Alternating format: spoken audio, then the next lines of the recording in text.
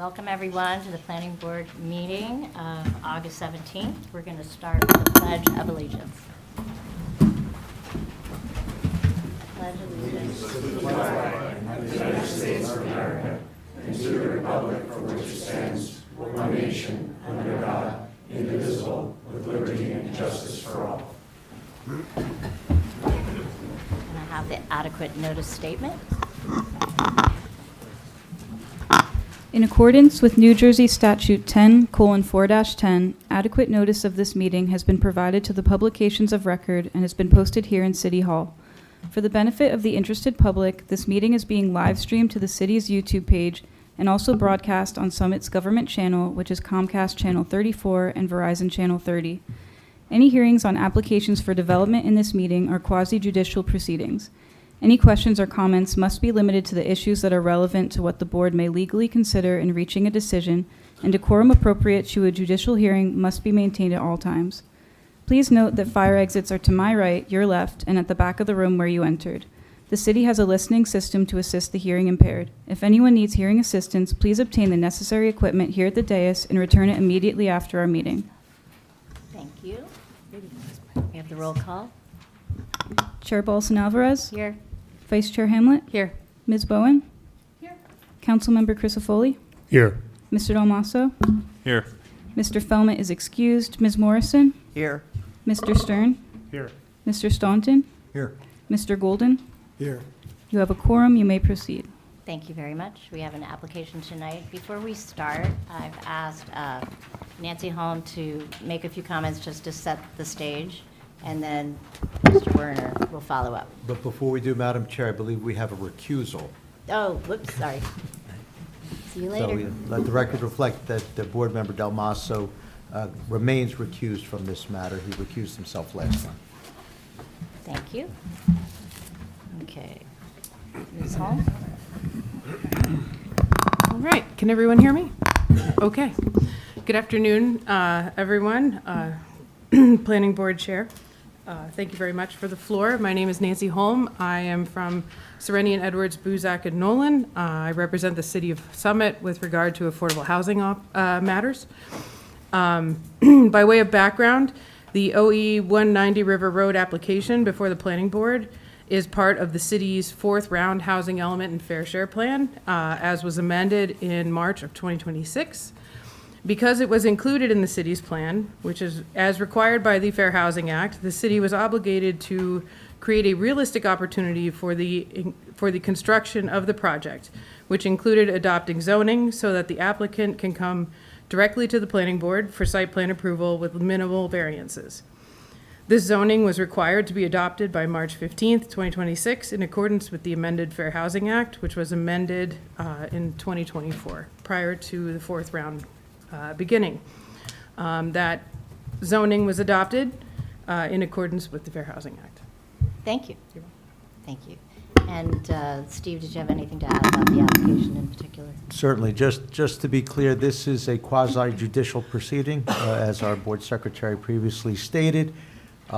All that the planning board is considering this evening and throughout these hearings, if they go beyond this evening, is this particular application for development as proposed on this one and only site, 190 River Road. So other aspects of affordable housing, the fair share plan, other aspects of settlement agreements or other components of the city's fourth round plan, those are not what is at issue in this application. It is simply, and I don't mean that to mean that it's a modest issue, but it is solely the development application on 190 River Road. That's at issue, and the applicant presents it. They have the burden of proof. Members of the public can ask questions. At the end, make comments under oath, and then the board will deliberate and vote, whether it's this evening or another evening. Okay, thank you. And the way we proceed is the applicant brings up different experts, such as their architect, their engineer, et cetera, and each one will provide their testimony, and then the board members will ask questions in an orderly fashion.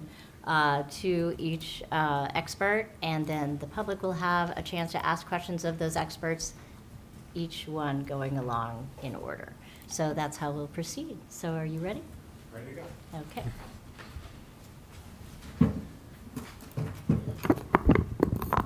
Okay. Good evening, Madam Chair, members of the board, members of the public, professionals. Jason Tuvel on behalf of the applicant. As the board is aware, this is a site plan application for 190 River Road. It's for a multifamily development. We were here back in July, I believe it was July 27th, so it's only been about 3 weeks since we've been here.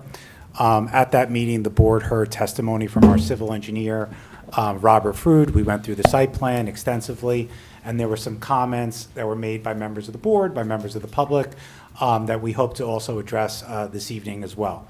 So the game plan this evening, and I'll talk also about some of the items we resubmitted. So I'm going to call up our traffic engineer, Craig Paragoy, to start this evening. And the reason I'm doing that is as follows. If the board recalls, one of the main points of, one of the main topics at the last meeting was the size of the loading area, which actually we needed relief from as part of the application. And the board expressed some concern about the size of that loading area and how it would interplay with emergency service vehicles. So what we did in the meantime, we didn't resubmit a full site plan set, but we resubmitted a site plan exhibit that modified that loading area.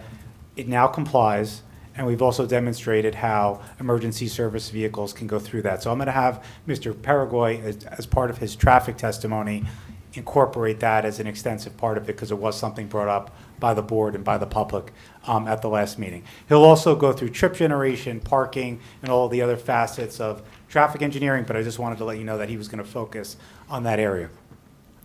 In addition to that, there was a crosswalk, a mid-block crosswalk that was initially proposed. We thought that was something that the city may have wanted to the golf course property across the street. We have eliminated that because the board had also expressed some concern about the mid-block crosswalk. So I'll have Craig go over those items as part of his testimony. The one other revision that we made that was also based on some public comment was, if you know, the loading area that we're proposing is adjacent to the building. There were some comments, although we don't expect a lot of loading activity. This isn't a retail establishment, a supermarket, an industrial type property, but there was a fair comment made about the visibility of that loading area from the street. So we did incorporate, as part of our revision, some landscaping that will now buffer that area even further and make it hopefully not visible from the right-of-way or from the adjacent streets. So I'm going to have Craig go over that very briefly as part of his testimony, but then the next witness will be our landscape architect, Tom Bauer. So he will go through the entirety of the landscaping proposed for this project, some of the green infrastructure that we're proposing. There's a green roof as part of the application. So he'll go through that in great detail. Then the further we get along, we'll have our project architect who will obviously go through the building elevations, the building floor plans, and then our final witness, as always, will be our professional planner. We've eliminated a good portion of the variances as part of this application. There weren't many to begin with, obviously, but they're really down to signage at this point. Some others, but mainly as it relates to signage. So with that, Madam Chair, I'd like to call Mr. Paragoy. Sorry, Steve. It's There was okay. just No, I was just one- going to ask the yeah. chair if I could just address a predicate matter, because the applicant did renotice. So I want to put that on the record. Frankly, was not required, but there's no penalty for providing more notice than is required. There's only a penalty if you provide less notice than is required, as you might imagine. So I did have an opportunity to review the second notice that was provided specifically for this evening. The content was sufficient. It was timely served and published, certified mail and published both on August 7th, if I got it correct, both of which are at least 10 days prior to this evening. So the board the board continues to have jurisdiction to hear and decide the application. And at the last hearing on the record, applicant's counsel, at my request, gave the board an extension of time to act through the end of September, just in case. So we have that as well, so the board can proceed knowing it has jurisdiction. the one other thing I wanted to mention is we have other business that, we have another applicant's waiting for the resolution that we have to go over and approve tonight, and minutes. So we're going to try and stop at 10:30. So try and get through as much as you can by 10:30, and then we'll do our other business. Okay.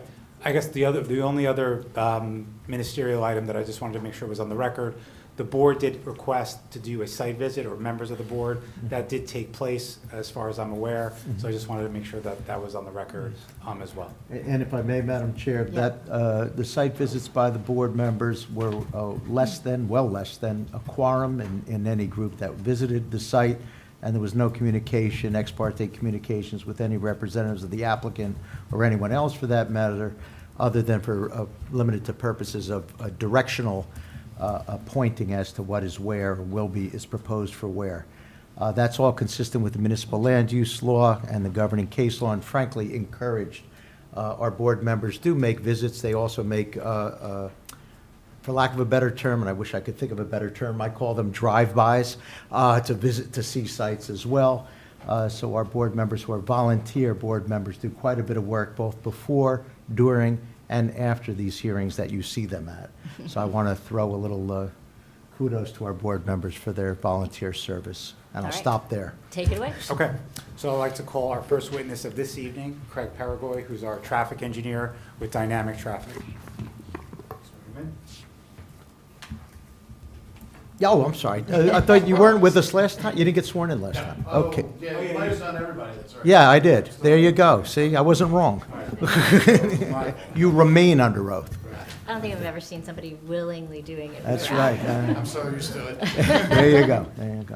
Craig, I know you were sworn in. If you can go through your credentials and your experience for the record, professional background, educational background, licenses held, and experience testifying before similar boards in the state of New Jersey. Sure. I have a bachelor's degree in civil engineering from Virginia Tech. I'm a licensed professional engineer in New Jersey. As you can tell, I testify pretty much on a nightly basis as an expert in traffic, including here in Summit, many, many times in the past. Would the board accept Thank you. Mr. Paragoy Yeah. as an expert? Which I have to call that out. Great, thank you very much. Okay, so just for points of reference, if we do introduce another exhibit based on my review of the transcript, which we did receive expeditiously, we're up to A4, as would be the next A4, exhibit, okay. once it's introduced. So Craig, as part of your testimony, I'd like you to break it down into several components so that the board and the public are aware, and you can take them in any order that you please. Trip generation, site circulation, including what I spoke about at the beginning of the hearing, and then if you could also describe the parking on site, that would be greatly appreciated. Sure. I guess we'll start with the fire truck circulation, since you brought it up with the loading zone. I see those TVs working with those TVs on. I don't know if it. Oh, We may be checking on that right now, I'm guessing. Depending on which side of the room you're on, it may not matter.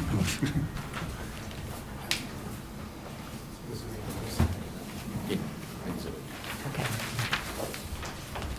Thank you. Probably take them a This is second, must-see television here. so everybody can see.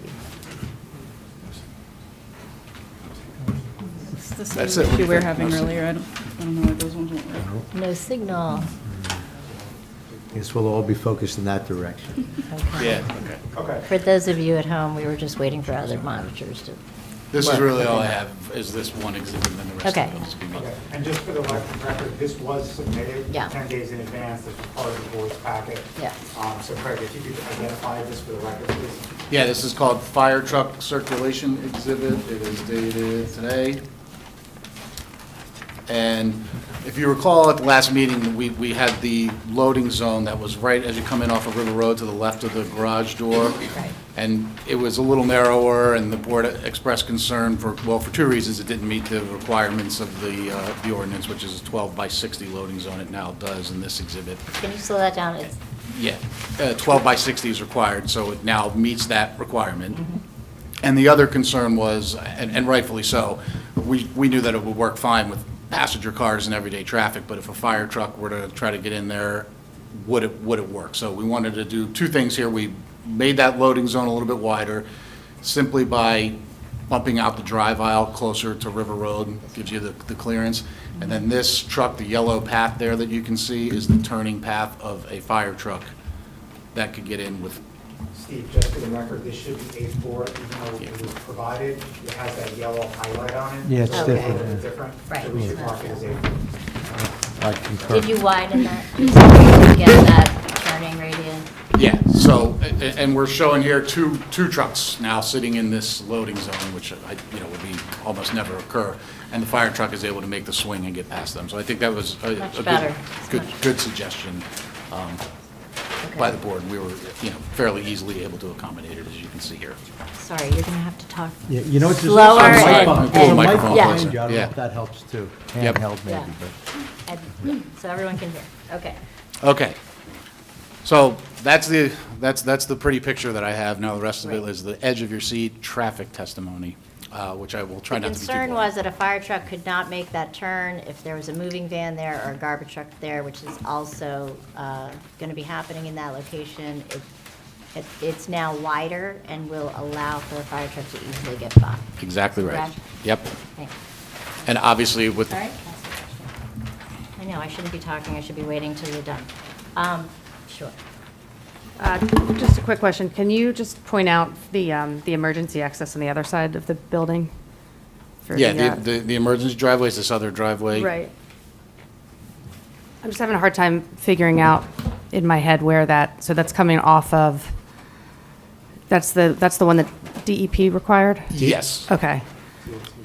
Are you going to walk through all of the exits and all of the circulation? Yeah. Okay, Okay, perfect. so Then I'll wait. let- Yep. yeah. Nope, I just thought you were moving on to other stuff. That's good. Oh, wait. All right, well, you know what, we'll stick with the plan for now. I know this was testified to at the last meeting, but just to refresh everybody's memory, essentially the existing driveway that served the office building is going to remain as the main driveway, which then provides a straight shot into the lower levels of the parking garage.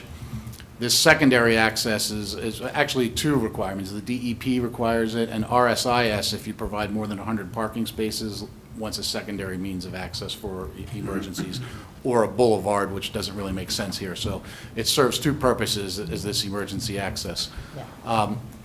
This side of River Road, because it serves as sort of a jug handle for the state highway, is actually under NJDOT jurisdiction.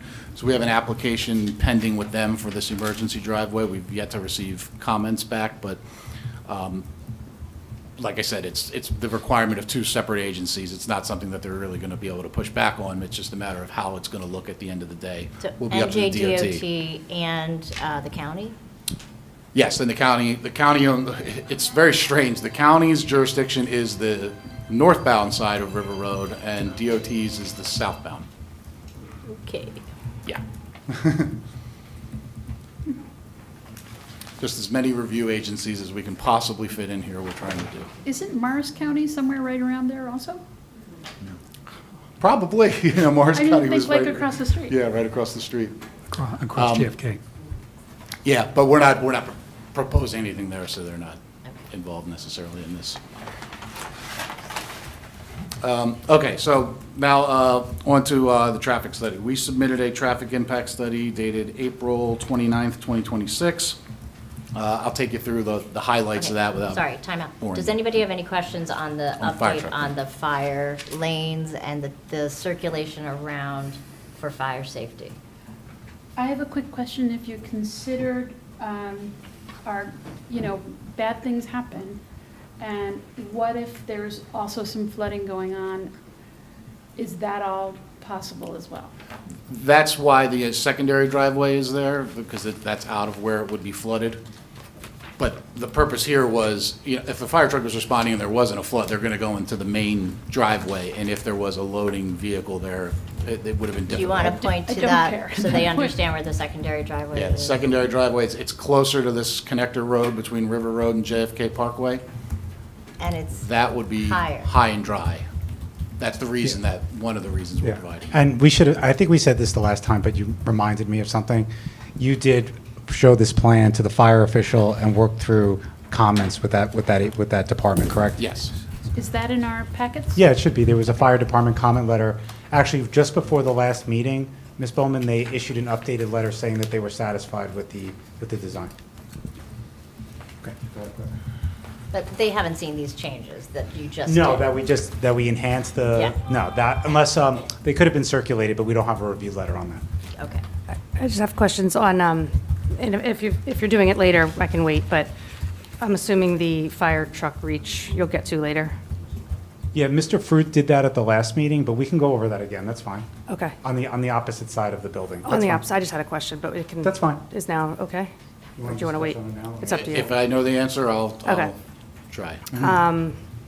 Can you just confirm, sorry, I had it up here somewhere. Where did I have it? The, from JFK Parkway and River Road, it's 85 feet to the building. So is the fire truck reach to the patio?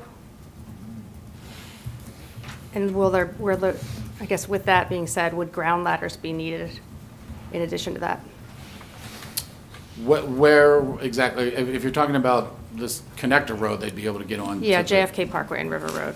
Yeah, they can get onto the site. You can see where he's sitting right here, right at the front door. The concern was more if they needed to get, elsewhere around the side of the building. And my understanding is that, Yep. I wasn't necessarily directly involved in those discussions, but Mr. Frood, they looked at the ladder height and were able to satisfy the fire department that they could access the building from those other roadways. But from where you're talking about, where we're far away, the truck could get on site right there, basically where he's sitting on this image. Okay. And just to remind everybody, in addition to the change in the front prior, the applicant added another egress stair, is my understanding, that satisfied a lot of the fire department's concerns. Yeah, that's correct. We had Mr. Fruit testify to that at the last meeting, but I can also have the architect reiterate that when he's going through the building. Right. Just want to make sure it's safe. Yeah, that's fine. Thank Yeah, you. we vetted this with the fire department for several months. Right. Okay. So do we have any other questions on this topic before we get to general traffic? This is kind of different item. Thank you for It is, covering yeah. it. Okay. All right. I think we do not, so let's Well, move I on. guess maybe I didn't answer my question the right way. Is the 85 feet to the patio, to the building, like which part are you measuring the 85 feet from, I guess? I mean, we don't have to, if you don't know the answer now. I Okay. don't know. If I you can- want to I can answer find that out. at the next meeting. Yeah, or I can have Mr. Fruit come back later and just give Okay. that answer. Yeah, no, no. Okay, on to the traffic impact side of things from our traffic impact analysis. We started, as we typically do with any traffic impact study, we took traffic counts. We looked at the existing driveway, even though it wasn't isn't very active, and the golf course driveway across the street, and then the two ends of that River Road connector road, the signalized intersection at JFK Parkway, and then the ramp where it comes in and meets our frontage portion of River Road. So we took traffic counts there from 7 to 9 and 4 to 6:30 on a weekday. We're looking for the busiest hour within those two windows of time. And what we I'm do. sorry, can you repeat the times? Yes, 7 to 9 in the morning and 4 to 6:30 in the evening. I think the document says 4:30 to 6:30. Oh, that why well, you're asking? It's 4 to 6:30. Oh, okay. It says that, it's a typo All there. right. Just for your information, we picked the busiest hour within there. We're looking for the peak hour. Here, the day that we counted, it would vary day to day, but it was 7:45 in the morning, 7:45 to 8:45 in the morning, and 4:45 to 5:45 in the evening was the busiest single hour. And then what we really want to do is assume that this building is going to generate its highest traffic during that exact same hour. So we're looking at a worst-case scenario. And obviously, when you're talking about a residential building, that's going to be when its peak time is. People leaving for work in the morning, coming back in the evening. You'll have traffic in and out throughout the day, but when you're going to see the heaviest hourly volumes will be at those time periods. We also need to take into account future growth. New Jersey DOT for this area publishes a growth rate of 2.25% per year. So those traffic volumes that we counted, we increased it by that times 3 years. But I went back and looked at the historical data. DOT has some count stations right near here, and we use that sort of to verify our counts as well. And the volumes have been steady and even slightly decreasing over time. Part of it could have been, when the office building was removed, but I mean, even in recent years. So we're being a little extra conservative by adding that growth rate, but that's the standard practice that is typically done. So that gives us a future baseline of the traffic volumes that will be out there. And the next thing I need to do is identify how much traffic that the proposed building would generate during those peak times. We use the ITE, the Institute of Transportation Engineers Trip Generation Manual. It's basically a compilation of research, traffic counts taken throughout the country at other land uses. In this case, this size residential building, in this setting, what it says would be generated is about 75 trips in the peak hour. It's 75 in the morning, 74 in the evening. A trip is a vehicle either entering or exiting the property. So obviously in the morning, most people are leaving, going to work. In the evening, they're coming back home. So we're on the order of 75 trips. NJDOT considers a significant increase in traffic as 100 or more peak hour trips. So we're under that threshold where you typically would necessarily do a full traffic study, although we did one here. But I think it's important to point out the historical use of that property as an office building. If I use the ITE numbers for that, it's 200 trips in the peak hour. So we're generating an insignificant per DOT volume of traffic, but we're significantly over 100 trips per hour less than an office building, which makes sense. Office building, you got everybody's arriving at once and leaving at once, whereas a residential building, it's more spread out over the morning. People work in different places, different fields. Some people work from home, different hours. So this is actually going to be a much lower generator than what was historically there. When I put my analysis together, the building was already vacant and, you know, being torn down or renovated. So we didn't include any of that, but I think that's just good information. I'm basically looking at this as if we built this residential building over a forest, over vacant land, what's the impact? So when we have the amount of traffic, we have that future baseline traffic volume with the growth rate and the traffic volumes generated by this project, which we then overlay on that, we're able to do a comparative analysis of the future condition. We call it the no build and the build scenario. So essentially, if nothing happens, this project doesn't move forward, here's what these intersections would operate like. We add this traffic, and here's what the change is. That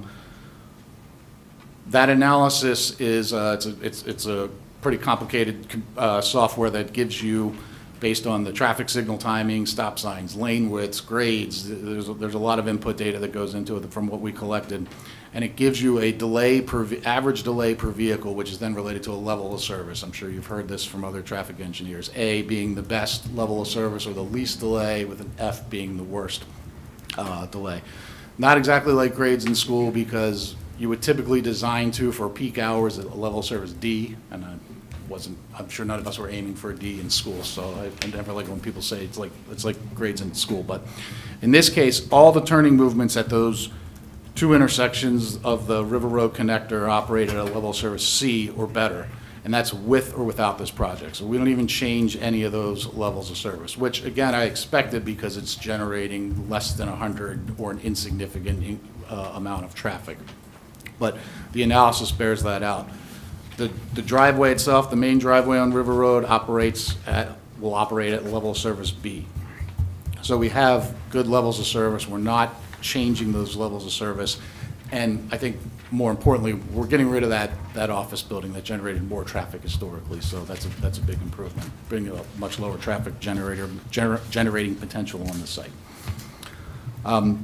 So that's the summary version, essentially, of the traffic impact part of things. So Craig, just to summarize that, because it's a lot of technical information. I know.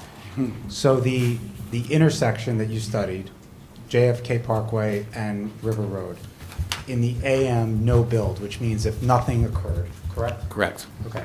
That operates in the no build as a level of service B. Yes, overall B. We look at each individual turning movement, like a left from JFK, but the overall intersection itself is a B. Right. With this project and the growth rate that you also factored in, correct? Yep. It still operates at what level of service? B. All right, so no change in the level. And that's both in the morning and in the evening, both of those peak hours that we looked at. And that's assuming that this building generates its peak traffic at the exact same hour that the roadways have their peak traffic. So Okay. there's a conservative layer built into that. Okay, so the point that I wanted to make sure that to show that we investigated is that in the no build versus constructing our project with future growth rate, there's no impact on the delays at that intersection. Correct. The impacts, there's minimal increases in delay, but not enough to change the level of service, which is really how you sort of grade the intersection. Gotcha, okay. And then the River Road and Connector Road, same thing, that today operates as a level of service B? Yes, And in the build condition, B. and in the PM peak? Same thing, B and B. Okay, so it stays at that level of service B. Correct. And then finally, the site driveway. In the build condition, what will that be? Because I guess in the no build, the residential doesn't exist today, right? So, Correct, yeah. Well, with the golf course driveway too, because I looked at it as like a 4-leg intersection, but yeah, it's a B, that would also operate at a level service B. okay, and in your professional opinion, a level of service B is more than acceptable?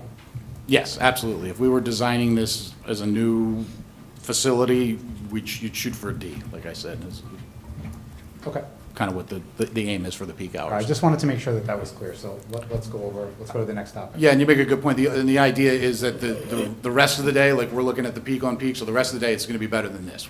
This is the worst case. And then as far as the parking, I know the testimony was provided at the last meeting, but I'll just go through those numbers again. When you do the math with the 1.8 spaces per 1-bedroom, 2 spaces per 2-bedroom, and 2.1 spaces per 3-bedroom, comes out to a requirement of 384 spaces. Plus, we have that set aside for city vehicles of 25 spaces. So the total requirement then is 409, and we have 584 spaces provided. So there's a surplus of parking available on the site, and I understand that it's written into the ordinance that could be used for some sort of long-term vehicle storage if that ever materializes. Not something that would generate daily traffic in and out, but maybe a car dealership needs to put some vehicles. So, hopefully that becomes the case, so it's not a waste of space essentially. So the project as a whole meets the RSIS, the Residential Site Improvement Standards, which is a statewide standard as to the number of parking spaces. It exceeds the standard in terms of the number of parking spaces, and that number now, the RSIS, is a maximum. So technically, when you exceed it, you need to go explain to them why and get an exception. But since we have the city vehicles and the potential for long-term vehicle storage in there, then we don't have to make that exception. But now you have to inform them when you provide more parking than they require, not when you provide less, which is interesting. Have you had a Pre-existing. chance to study the size of the spaces? Yes, all the parking, so let me see if I can pull up the plan, just so if there's any specific questions. Just refer to the sheet that you're on when you go there. Yeah. I just wanted to pull up the previously submitted site plan exhibit, so that's probably just, I don't know if this was marked, because this is part of the set, If right? it's part of the set, we didn't mark it. Yeah. So just identify the sheet number. It's sheet number 101. This was the site plan exhibit that was pulled up at the last meeting. The only change now is that we have the loading zone, but the interior of the building is exactly the same. And the architect will, in his presentation, will go through some of the floors and things like that. But I looked at it in terms, from a traffic engineering perspective, parking stall dimensions, circulation, aisle widths, all compliant, and all work very well. I think there was a discussion at the last time about any tandem parking is being provided because the space just exists, but that would be assigned to a single unit. We're not going to have people sharing keys. There's no need. There's enough parking here. But if somebody has that second car that they only use on the weekends or every once in a while, that's a good opportunity to be able to have that out of the way.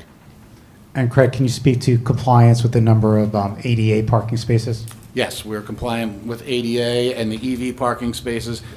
Technically, you get a credit for the EV parking spaces, but we don't really need it. We have the physical number, but we have sufficient EV parking spaces. 56 EVs and 8 ADAs are what's required, and that's what we have. Okay, and the aisle widths, I think you said this, but just to reiterate, the aisle widths and the turning radiuses within the parking structure are all sufficient, in your opinion? Yeah, not only sufficient, but generous. Like these dimensions work for a surface parking lot, and typically a garage, you sometimes see spaces that are a few inches smaller and drive aisles that are smaller, and you expect that when you're in a garage. This is a very generous layout. Okay. And then moving to the exterior of the property or the exterior of the building, do the driveways have proper site distances, in your opinion, and the proper geometry? They do. We check the site distance because coming off of Route 24, you're coming around that curve, made sure that that was going to be kept clear. Any landscaping in there will be either low enough or limbed high enough that it doesn't interrupt that site visibility. And it was an existing driveway serving an office building for many years, and it seemed to work.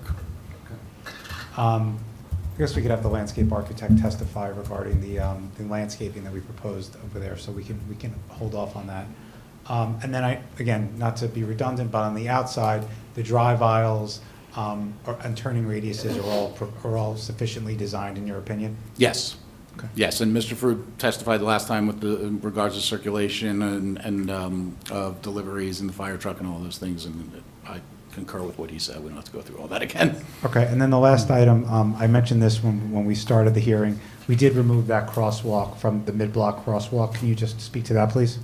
Yeah, understood the concerns that came up the last time, and just like I wanted to ensure that site distance worked because of people coming around the corner, we thought that crosswalk's going to get very little usage, and it probably would create more problems than it necessarily would solve.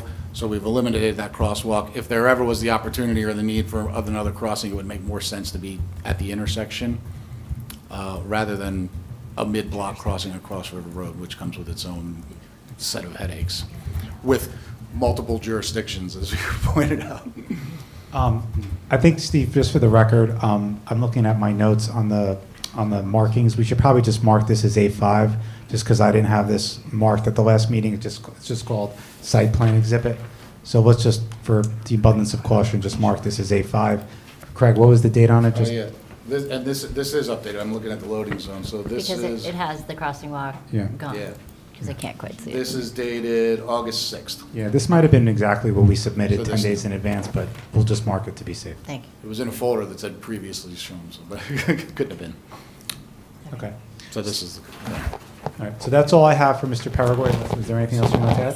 I'm sorry. No, I think that covers it. Okay, thank you. So what I'm going to do is I'm going to start with Mr. Staunton, and we're going to go around the dais with questions, okay? So do you have any questions? Just to confirm, this is the upper level of the parking deck. Actually, I'm sorry, this is the lower level of the parking deck, right? Upper level has... Yes, this is the lower level. You can see where it goes straight in. And that's A5 when we're saying this. Right, okay. Upper level has got some, do you have a shot of the upper level as well? That has some of the building on it? The front entrance, the circular driveway? I don't know. Let me see. Perhaps the one with your yellow highlighting, would that show?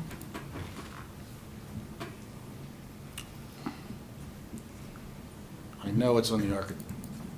I don't have that one. If not, we can come back to that. Yeah, just let's see if you can get it real quick to answer your question. Hold on one second. Oh, okay. There you go. That's from Okay, so this Now, was this is the previous submitted plan set. All right, just indicate the date on it, Craig, and just reference the sheet. Yeah, this is sheet 7. It's the second floor plan dated last revised June 8th. I'm sorry, so what was your question so we can answer, and I apologize. So this is the earlier version, just so you know. Right, it still shows the crosswalk. Yeah, this was from the last time. The second and third floors haven't changed at all. Let me know if you want me to zoom in on anything. All right, thank you. Okay. No questions? Not any questions. Okay. Ms. Morrison? I guess the only thing I would question is when it was an office building, the Oh, traffic. Mike, sorry. People at home can't hear. Sorry. My question would be, when it was an office building, the traffic was Monday through Friday. Meanwhile, the golf course, pretty empty during the week, or at least in the middle of the day.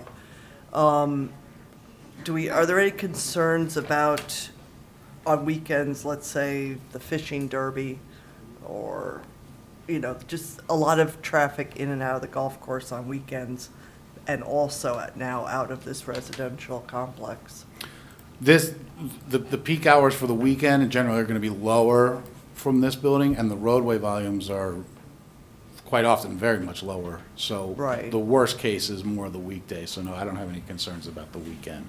But you make a fair point that the office was quiet on the weekend, so this will be a little more Yeah, active. and But how do- if it works during rush hour, it's going to work fine on the weekend. And the entrances line up between the golf course and It's like the we're building? Did Yeah, you- for- Or but an just offset? as they do today. It's exactly what you see today. Right, but, Yeah. okay. Mr. Stern? Yeah, I have a few. Why did you choose that date, just out of curiosity? Middle of the Choose. winter, President's Day weekend, did you check to see if all the schools were in session? Oh, yeah, we check for schools, and when we do these counts, we use other data sources. We have other counts that we've done in the area, up and downstream. The DOT has count stations. They actually have a June 2026 count along JFK Parkway that I always check that.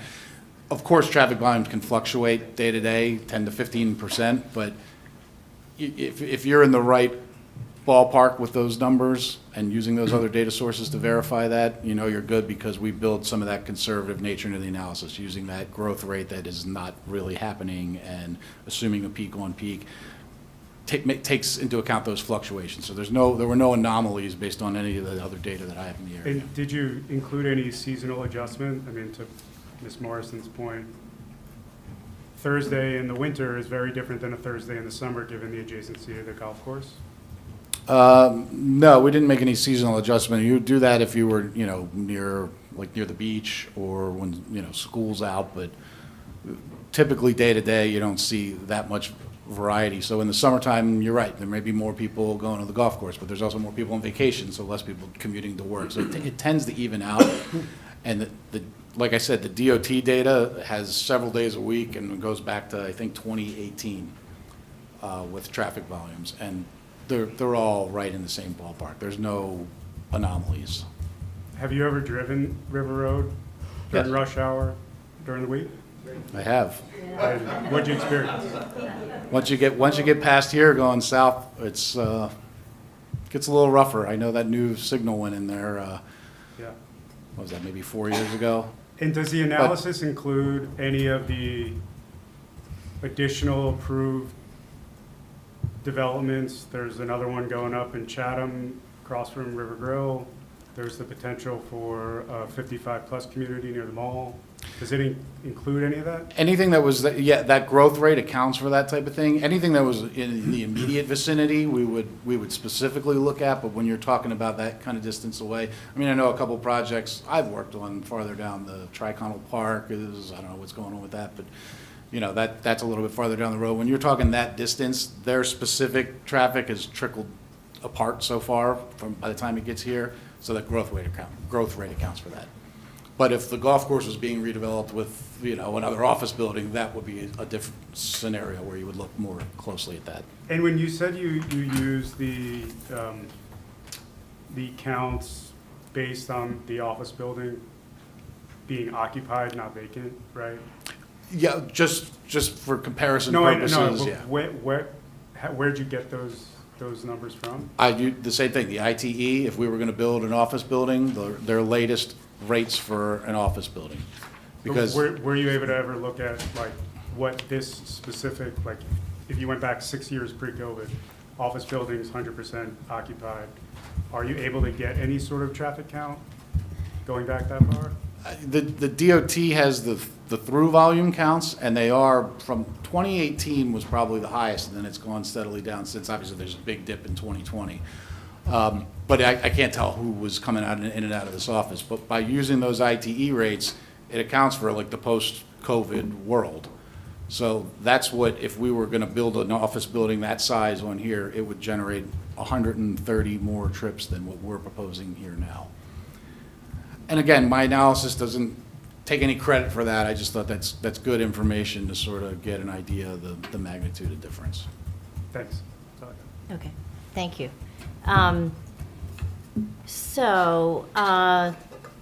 My main concern and questions for you are pedestrian safety and how do you want to walk somewhere, how do you walk safely out of here, particularly school children who want to, we're walking, we don't have busing in this town, and kids walk to school, so I'd like to understand how they get from the site to, they're not going to walk down River Road, they're going to walk to Iris or along there, and how are they going to get there safely? Yeah, and there's a lot of incomplete or missing sidewalks. I don't know, maybe because it was an office building, but there's no, we're providing on all our frontage, all the sidewalk infrastructure that there is, but it would have to be, like, you mentioned walking to the mall the last time. Sidewalk takes you under 24, but then it disappears, and there's really, if you look at that mall, there's no pedestrian connections into the mall. Right, but I'm more But concerned about walking the other the way- students. Yeah, that would be, the type of scenario where we would either could either add a crosswalk to the other side of River Road or across the connector road, but there's no contiguous sidewalk to get you all the way to Iris. Right, so where would be the safest place, considering the understanding of where cars are going and how quickly they're going, to put a crosswalk to get to a sidewalk that's on the Muni side? Yeah, that would be at this connector road intersection would be the best place. There is a crosswalk. The Wait, DOT when you side say has a connect, crosswalk. wait. You're saying the diagonal crosswalk that's currently there? That's currently there, and then you could continue that crosswalk to the opposite side to get to the How safer safe side of is River that Road. long a crosswalk, diagonal crosswalk? I feel like shorter and 90 degrees makes more sense. That's why it's at a diagonal, because it's a ramp, so you want the driver to be perpendicular to the crossing to have the best visibility, so that's why it was done like that, because it's on that curved ramp. Yeah, I'm not comfortable with it. But I'm not an engineer. But I feel like we have to solve for this being residential, which is what your applicant's proposing, and figuring out a way to get students across and safely to a sidewalk system, which starts at Iris. So, Marie, can you help us here? Do you have any suggestions or questions to try and solve for that? So, understanding that the crosswalk directly to the golf course was Removed. And, there were discussions, pre-application that that was a desirable crossing without understanding the traffic situations. It just looked on paper from the city's standpoint to say, hey, what about these people wanting to get across the street? And of course, we've all looked at that and thought, well, maybe that's not the best thing. There's and that was just to get people to the golf course. Is there anything on the other side of River Road that would connect those series of crosswalks to a sidewalk that's near Iris The sidewalk- currently? The sidewalk near Iris comes partially down the ramp, and then it goes away and doesn't connect all the way to that intersection. Right. We've looked, we've gone through, driven it, If gone there through was a Google Street View, sidewalk looking on- for yeah. where it connects, and it If there was hasn't a been sidewalk on the connected. Muni side, where would be the best place for a crosswalk?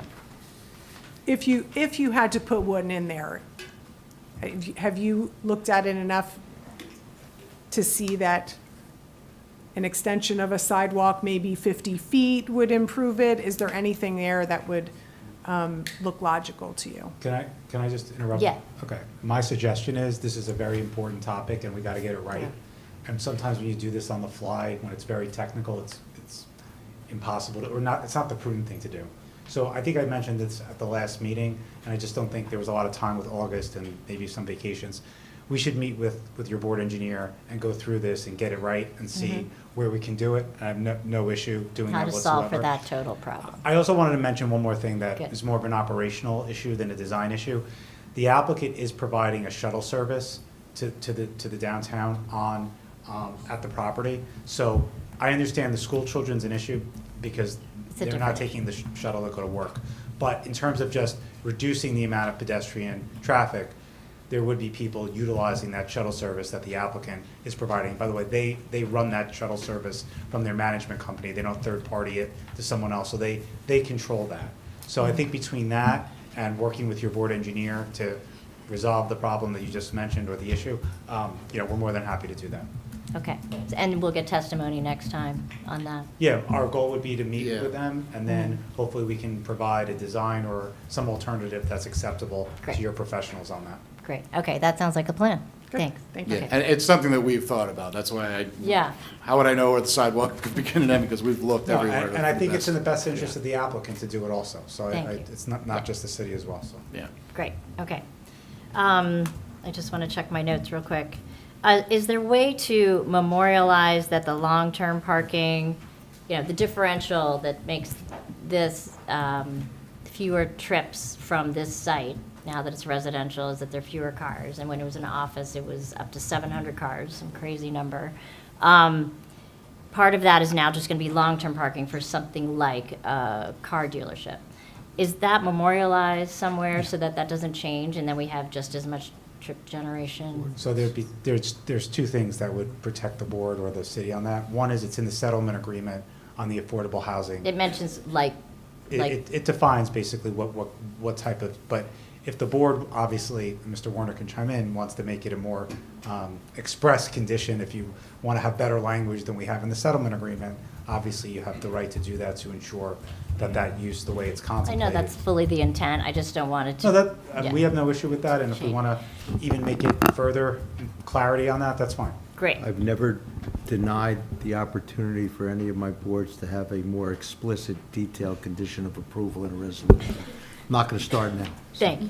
Okay, so got that, and we're going to hear about the pedestrians later. Do you have visitor spaces? Because you mentioned an extra car now and then, and you'd have to tandem them, but you're going to have built-in, I just didn't check, but Yeah, visitor spots. the numbers, the requirement builds in the visitor Okay, spaces at okay. a half space per unit, and no, All right. the tandems would not be for visitors. Good, good. No, I just think tandems seems so unnecessary on your particular site with an existing giant garage. Okay, I think I'm good. You're up. Okay. Just curious why the study area was limited for traffic to those couple of intersections when, as Paul mentioned, I think most of us here recognize that River Road gets completely jammed.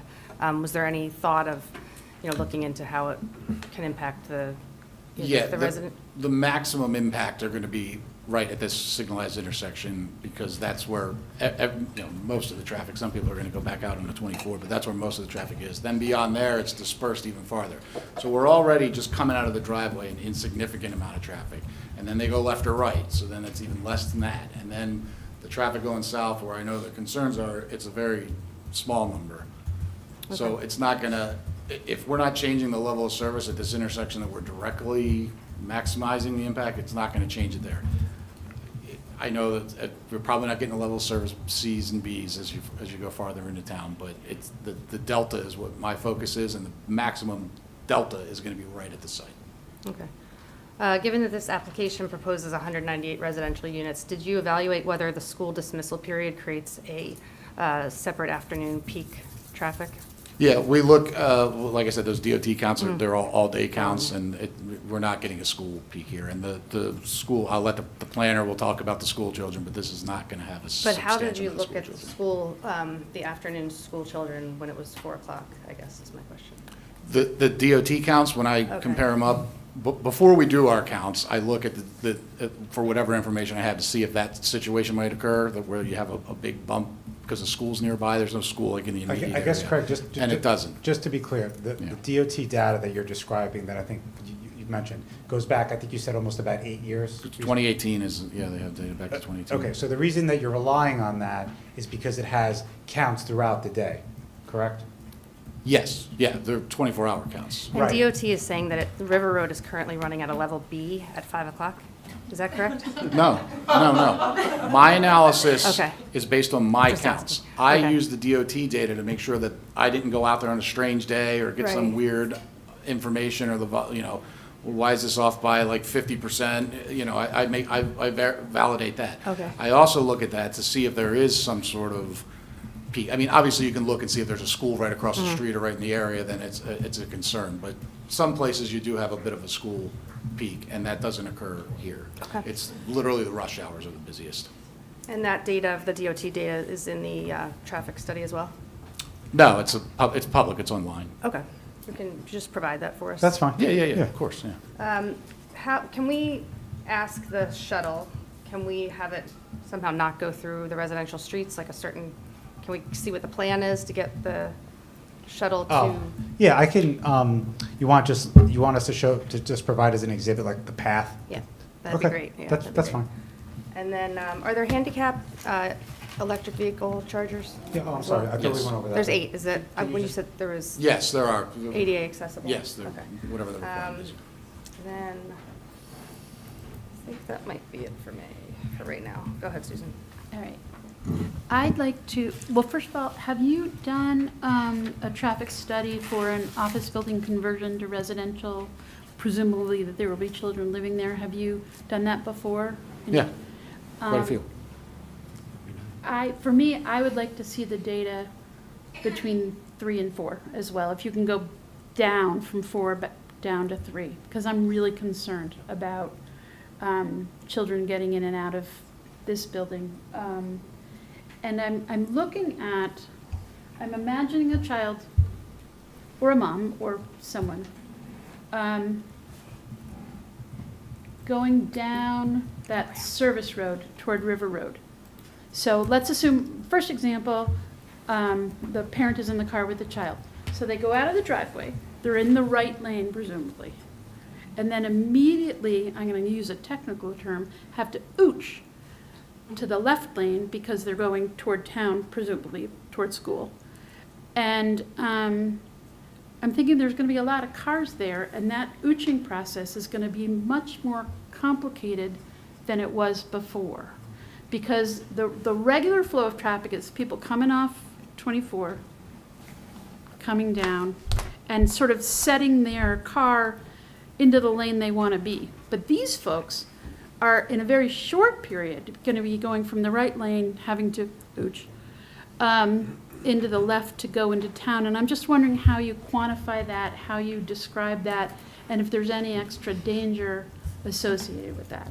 Yeah, well, the ooching is, when we model these intersections, it's graphically, like the distance between the intersections and all the lanes. So that ooching process is accounted for in the analysis. And Actually, when let this me was give in you a office, there general was a lot sense. more ooching. I think that I understand better the right-hand people, the people taking a right out of the driveway and to right toward the mall or something. But the folks coming out of the driveway or coming into traffic that's already established and moving at some pace, 30 miles an hour or something. And in a very short period of time, that person is going to have to get in the right lane, ooch over to the left lane, and I think that is going to cause a traffic complication. Just let me make sure I understand what you're talking about. When you come out of the driveway and you make a right, and you make. And you mean to go left up right, River you Road. make this right, and you need to get over to the left lane to make the left And onto. you're doing it in a very short period when the cars behind you are already established at their rate of speed, I think. Well, there's no cars coming, it's not a fourth leg there, so you're either making the left because you're making the U-turn Well, aren't off the people ramp. going to be behind you? As you're making your right, you're going to have to see if there are people behind you, right? Already traveling on the road? No, it's just, there's no through movement there. This is just one continuous lane. But aren't there people already, maybe I'm wrong, and I'm imagining it wrong, but I think there are going to be people already traveling from the road that's between the Muni and the new residential building, right? Aren't there going to be people already established coming down there? Who came off the ramp from Yeah. 24? Yeah. So they're going to be going 30 miles an hour or something. So the first thing you're going to have to do is figure out your way to get into that, to make your right turn, right, to get into that line of traffic. Right, yeah. And then you have to do the ooch. I'm just considering that that's something that needs to be thought through.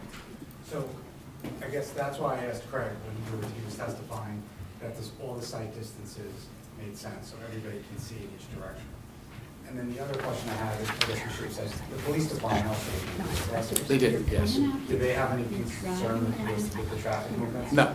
And then you So- have to go over here. Wait, we don't say it out loud. I just wanted to just respond and say that the police department did review the traffic patterns and didn't have a concern with the issue.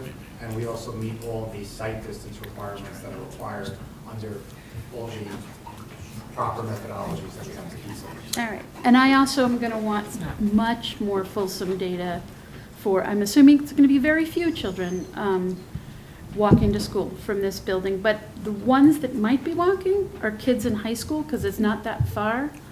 And I don't know if you've owned a kid from high school, but they're not the most sensible people in the world. I currently have one. I have Yeah. two. I have two. And so I think you really have to be really fulsome in your understanding and our understanding, because kids don't do what they want you to do. And I'm thinking they're not going to want to go to Iris Road, because you know what they're going to want? Dunkin' Donuts or a bagel. So there may very well be going right into this traffic that's actually moving. So I really want to have a good understanding, because you can't trust them to do the right thing. So just so we can respond appropriately. Mr. Tuvel, could you speak into the mic, Oh, please? sorry. Thanks. Just so we could, is that better? Sorry. Yeah. So just so we could respond appropriately, the chairwoman also requested that we coordinate with your board engineer regarding sidewalk connection between the pedestrian path. Is there, I think you asked for, just correct me, just want to make sure we're getting everything right. You asked for additional data between 3 and 4. I think Okay. we really, I wrote- I think for me, I mean, other than the fact that, you know, it's not great to have this building here when it wasn't there before, I'm really concerned about safety. And I was just thinking about high school kids who they're not going to do what you want. To be clear, though, as far as where we want to know pedestrians can go, you're saying not Irish Road. Where are you saying they need to go? I'm saying, They're if gonna I'm a go onto River? 15-year-old boy, I want a bagel or I want a donut before I go to school. So I'm probably not going to go on Iris. I'm probably going to Keep go going. up River Road. Yeah, okay, yeah. And I just want to Anyway. make sure that I'm safe. I want these children to be safe. Yeah, oh, so do we, yeah. And crossing there is not going to be easy. That's true. Yeah, and, you know, now that I have the aerial up, this was marked the last time, it's the aerial exhibit dated July 27th, A2 probably. The aerial just is A1, actually. Yeah, I think you could see a little bit better. There is a crosswalk crossing the connector, and then there's a sidewalk on the west side of the River Road ramp that just ends, and then it picks up in approximately that location on the opposite side and connects to Iris. So there's just, you know, whatever went on, there's some disconnect, and we want to connect to the sidewalk network in the most efficient way for exactly what you're saying, but how best to do that, I think we need to. Right. I think that we need to all put our heads really need together. to understand that really, really well, because no apartment building is worth a dead 15-year-old. It's just not. Right, and Marie's going to Definitely. work with them to come up with a plan, and they're going to present it at the September meeting, what they came up with. Okay. Okay, correct? Yes. Okay, great. So, next, Mr. Spillier. Well, thank you, Chairman. Some of my questions have already been addressed, but I guess one of your earlier comments, Mr. Paragoy, and thanks for your remarks, you mentioned that the historic data showed a decrease in traffic at certain intersections over time, and the perception in Summit is that the traffic on River Road is getting worse. I'm curious about that, if that is in fact what you said, and where we can find that data to back that up. Yeah, it's the NJDOT has count stations in certain places, and they have one actually right on River Road that didn't go as recent as 2026, but they also have another one on JFK Parkway, and that's the one that's actually going down. Now, there's a lot of things that impact what the perception is. It may be less volume, but there's more traffic signals or more, you know, if you're in an urban area, more on-street parking maneuvers. There's a lot of things that affect traffic other than the number of cars. So I suspect that's why the perception is that it's getting worse, but those volumes are consistent and somewhat dropping, not growing by 2.25% per year for sure. Well, if you could share that data, I would be very Yeah, interested to see that. Yeah, we wrote that, I wrote that down as you wanted us to provide that as part of it. That's terrific. There was a question about the other potential uses of the long-term storage parking area. In a similar vein, is there a possibility to have memberships to the pool or to a health facility that could be attracting others to come to the site? They're only for the residents. So there's no possibility No, of having that zero. business? And I noted that the traffic study conducted on the 19th of February was the Thursday after President's Day, which is a week where a lot of people take vacation time. So I don't know if that is the best time to have done it. I don't know if there's a way to adjust for that. Well, I think Mr. Stern also mentioned that, and then you can address it again, if you'd like. yeah, and like I said, that's one, there's always, everything is a national something day or whatever, so you look for what's a typical day when schools are open to do the traffic counts, and then I'm able to use other data to compare it to. That's how. Okay, so I didn't hear him say that, so, Yeah, no, that's okay.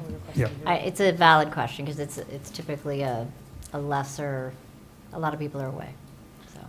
I can tell you with these levels of service, even if the volumes were 15 to 20% low, which would be unusual even for, any type of holiday, the change in conditions from this, with or without this, would not be impacted. I've So when you, focused more on the delta than the specifics, and that's really what the analysis does. By being conservative with high growth rates, assuming peak on peak, you were able to take some of those questions out, like what if the next day it was a little bit higher, or the next day it was a little bit lower? You're kind of buffering for that when you do these analyses. so when you look at the 3 o'clock hour to the 4 o'clock, the reason I think a lot of this traffic is felt in the community is because there are 4 schools basically going up Morris. So if you have any of those data points along Morris that could inform, that would help as well. Sure. Yeah. Mr. Christopher, do you have any other questions? Okay. Mr. Golden? Thank you, Madam Chair. So PSH, per site hour, is that what we're talking about? Peak street hour. So how do you come up with the number of trips? Do you look at 198 units, an average number of cars per unit, and you plug it into the software? Or? It's the ITE. It's the trip generation manual. It's like 5 volumes this big of every. Well, you start kind out of with land the use. projection of number of cars. For this, it's the number of units, so 198 units in a mid-rise residential building in a suburban location, and that's how you get the car number. But don't you factor in the number of cars per unit? Or? That's No, factored. sorry. That's factored. We have to break because one of our members went to the bathroom, and I said he could, but he shouldn't. So, We don't we don't want him anybody to miss be in a any position where testimony. They can't So we're- can't deliberate and vote. Yeah, so we're gonna take, what, 5-minute break? 10-minute break? 2 minutes. 5-minute break. Thank you, sorry. Sorry about that.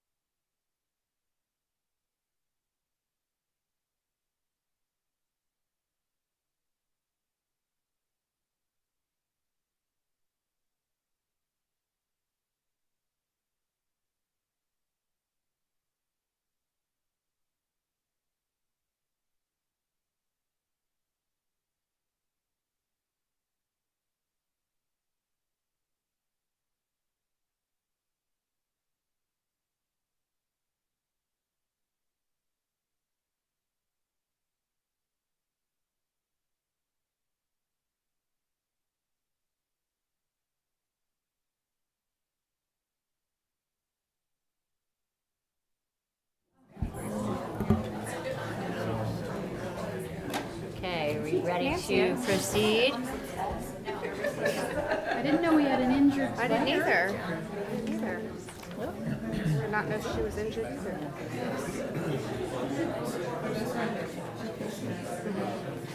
I'm saying that. You ready, Mr. Chuval? Yep. We're back on record? Yeah. Okay. I think we were at the last question from Yeah, board Mr. member.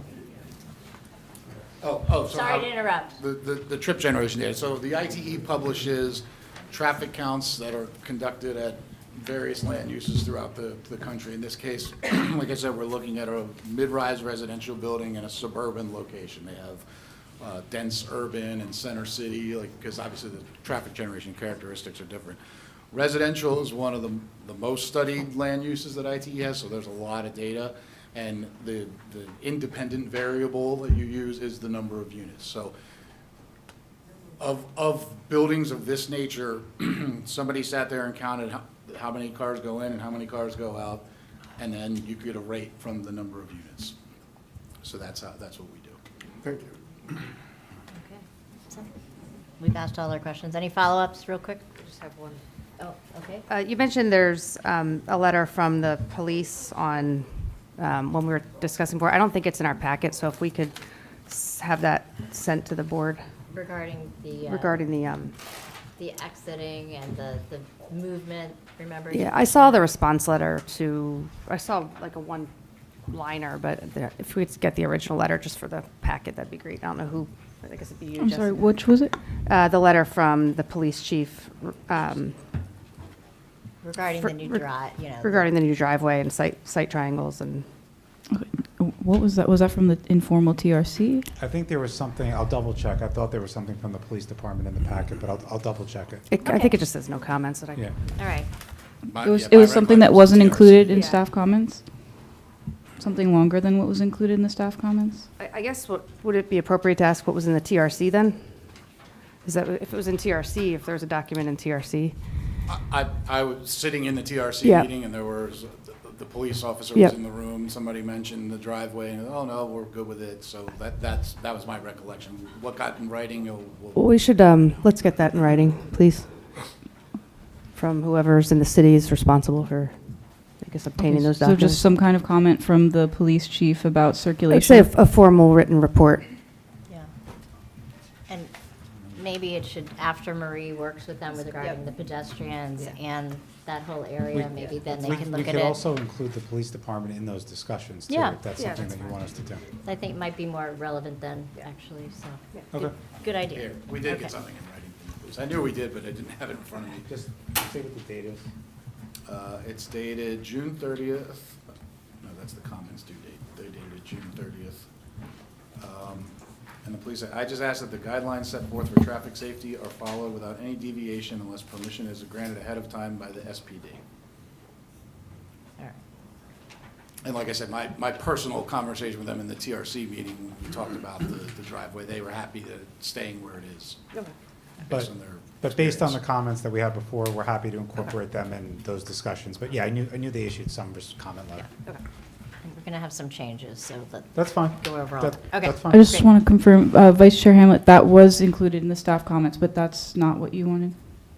If there was more detailed, I would say let's get it, but if not, No, but I think we're resolving that Yeah, now by that's fine. incorporating them Yep. in that process. Great. Okay. So are you going to bring your next witness, or? Oh, public comment. I'm so sorry. Do you want to? It is time for board professionals, then public comment. Just wanna Jumping make the sure that- gun, I'm so sorry. That's okay, that's okay.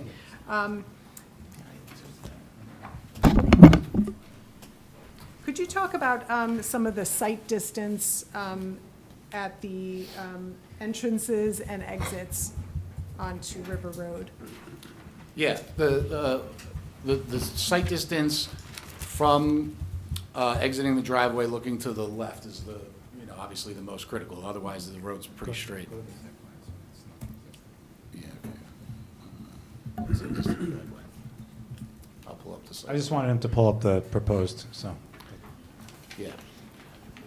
So the the main visibility that I wanted to check and make sure was that the sight distance from turning right, looking to your left when you come out of River Road, and we meet the sight distance for, you know, the minimum visibility as you're coming around that corner for 45 miles per hour, and you really couldn't take that turn at that speed, but there's an advisory sign for 20 miles per hour. So by the letter of the law, we're not even close, but I wanted to look at the more realistic, do we meet it? And yes, the visibility will be there. The only thing that we need to be sure of, and we will, is to make sure that any of the landscaping or anything that's proposed in this area isn't an obstruction. And we'll hear about landscaping later on from Yes. the landscape architect, so I'll hold off on questions on that. So, so just to reiterate, what you're saying is that those site triangles that you're showing on there are for 45 miles an hour. But you're saying that that turn can't even be taken at that, and it's also signed for less, is that correct? It's signed for less. Yeah, Okay. the site triangles that you're seeing on the site plan that's the site triangle where, you know, you keep things from being right immediate to the driveway. I'm talking about the actual AASHTO site distance. Okay, Yeah.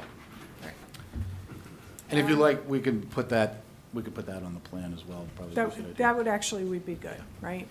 Thank you. The 58 electric vehicle charging spaces, will they all be up and running at the time of occupancy, or are they going to be staged over the next 6 years?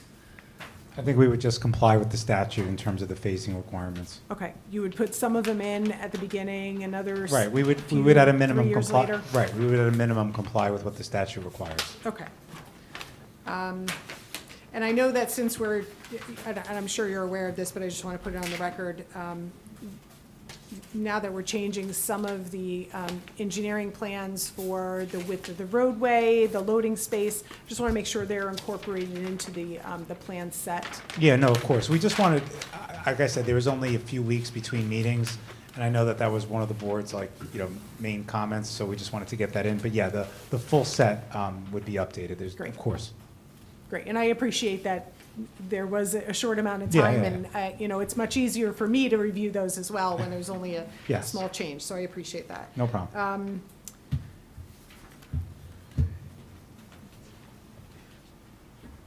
The exhibit that has the fire truck, The one that we presented tonight, right? right, do you have, can you talk about the exiting on that as well? I mean, it shows the entrance of the fire truck. Could you talk about if there are any constraints for the exiting of that fire truck? Well, it's essentially take the reverse path. The only constraint is, like, if he pulls into this circle like he is, swinging that left would take a reverse maneuver and back. But presumably, that's when that's obviously when the emergency's done and he's clearing out of there. Okay. I think that's all I had for now.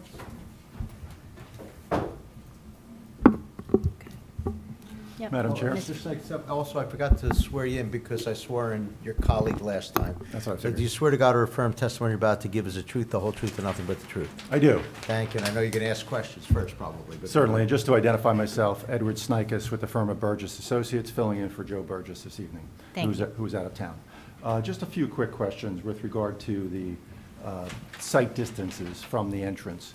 I also wanted to know if you felt you took a look at the monument sign that is near the exit of Route 24 onto River Road?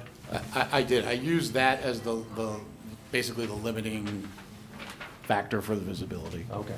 Although I think that's going to sit down low, so you may be able to see beyond it, but I thought that was the important kind of cutoff point. Okay, you feel that there's still a safe enough distance for a car turning onto River Road and possibly some minor stacking on River Road going into the entrance of the driveway, Yes. in a worst case? Yes. Okay. With regard to the loading and unloading area, typically on move-in day, that's where that loading area will be used? Sort of move-in day for the residents? Yeah, a building like this, there typically would be scheduled, so when you're moving in, if you need the loading zone, most people will probably move into these apartments with smaller vehicles and can just use their parking space, but if you need that loading zone because you have a larger vehicle, you'd schedule the time so there won't be any conflicts with it. Okay, and I guess that would be scheduled as far as loading and unloading zones? Yeah. Okay. Also, that seems to be adjacent to your trash area for the building. So a trash truck can make that turn as well as obviously the fire truck.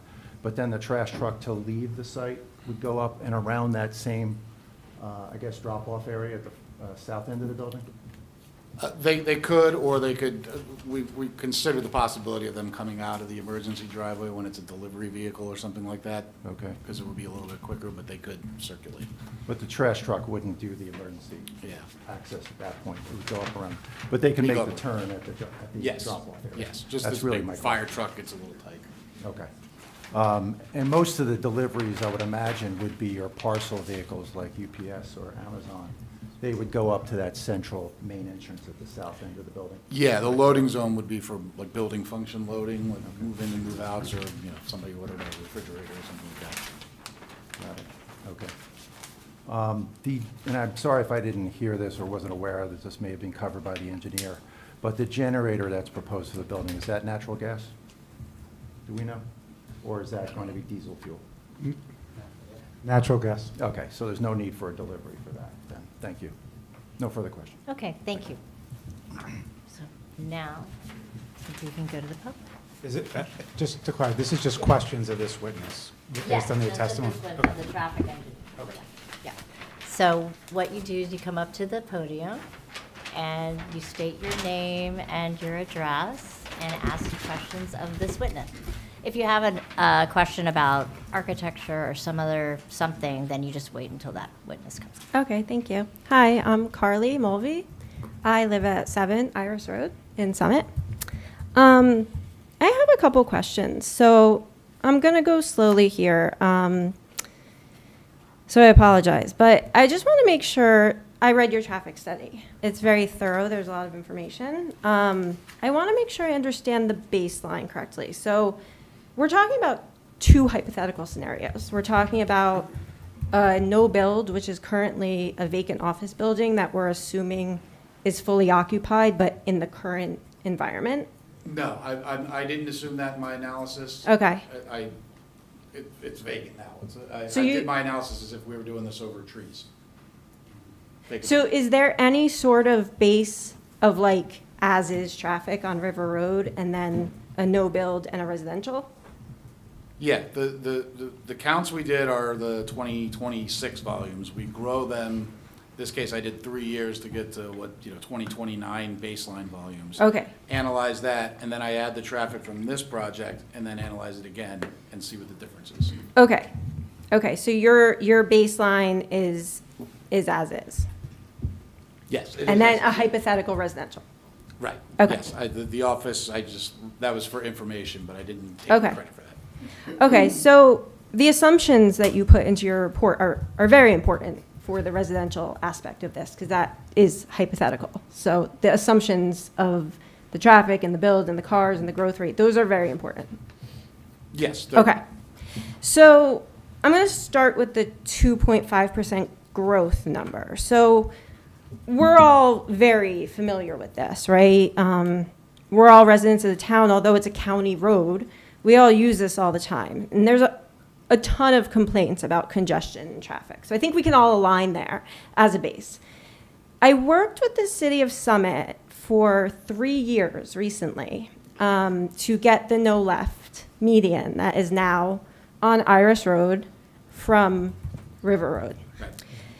The city of Summit conducted 3 years worth of traffic studies to conclude that the traffic on Iris Road had increased over 30% within 3 years. So I'm going to finish before I ask a follow-up question on that. But is your 2.5% growth rate applied only to River Road? To all the counts that we took, so the River Road, the connector road, the ramp, and. But no off streets. So no one's saying, I'm frustrated on River Road, I'm turning. No, I think that's why you received the increase on Iris, is because people were using it as a cut-through when the new signal went in down in Chatham. Right, right. So we see the city of Summit. It just has to be a question only because we're not. I didn't understand the 2.5% growth rate. Right, So now I that's do. the question. Okay. So my question is, so a one-day study, is that standard? Yes. Okay. Is that standard for the city of Summit? The questions have to be of the witness. Okay. Yeah. Can I ask, I don't know if I can ask this, but has our city engineer provided any feedback on the independent traffic study that you provided, or the county? Yeah, your board engineer, sorry, not yours. Yeah. The board's engineer reviews our traffic report as part of their review. In addition to that, the county looks at it, the DOT looks at it, and I believe, like I said before, the police department looked at it as well. So multiple layers of jurisdictions looked at it, and that's why Craig was indicating all the methodologies that they accept as part of the analysis. So is there any feedback or commentary that can be public, or no, it just goes through No, all of that's public. all of like the city engineer, and everyone's feedback is public? Every Okay. document, whether the county responds, the state responds, the city responds, Okay. every document is public. That's correct. Is that located on the website, or does that, what source would we be able to see that documentation of notes? I think for the city, maybe Jessica can indicate, is all the review letters are with your office, correct? Yes, you can come to the DCS counter if you want to view the application file, or you can look on the city website. We have staff comments Yeah. up, so the board engineer's comments are in there. Okay, okay. I missed something then, I guess. But, okay, one thing that I didn't understand, and maybe you can explain this to me. In the routes, and everyone has kind of alluded to this, but I couldn't clearly see the route that you're assuming students will take to elementary, high school, or middle school in terms of quantifiable numbers of where it increases from a residential versus a non-build. What do you mean? Like, you would assume that if it's a residential building, not an office building, my assumption would be that there's people who are residents of Summit who need to go to schools. I couldn't understand from your tables what routes you were building in for those people to get to school.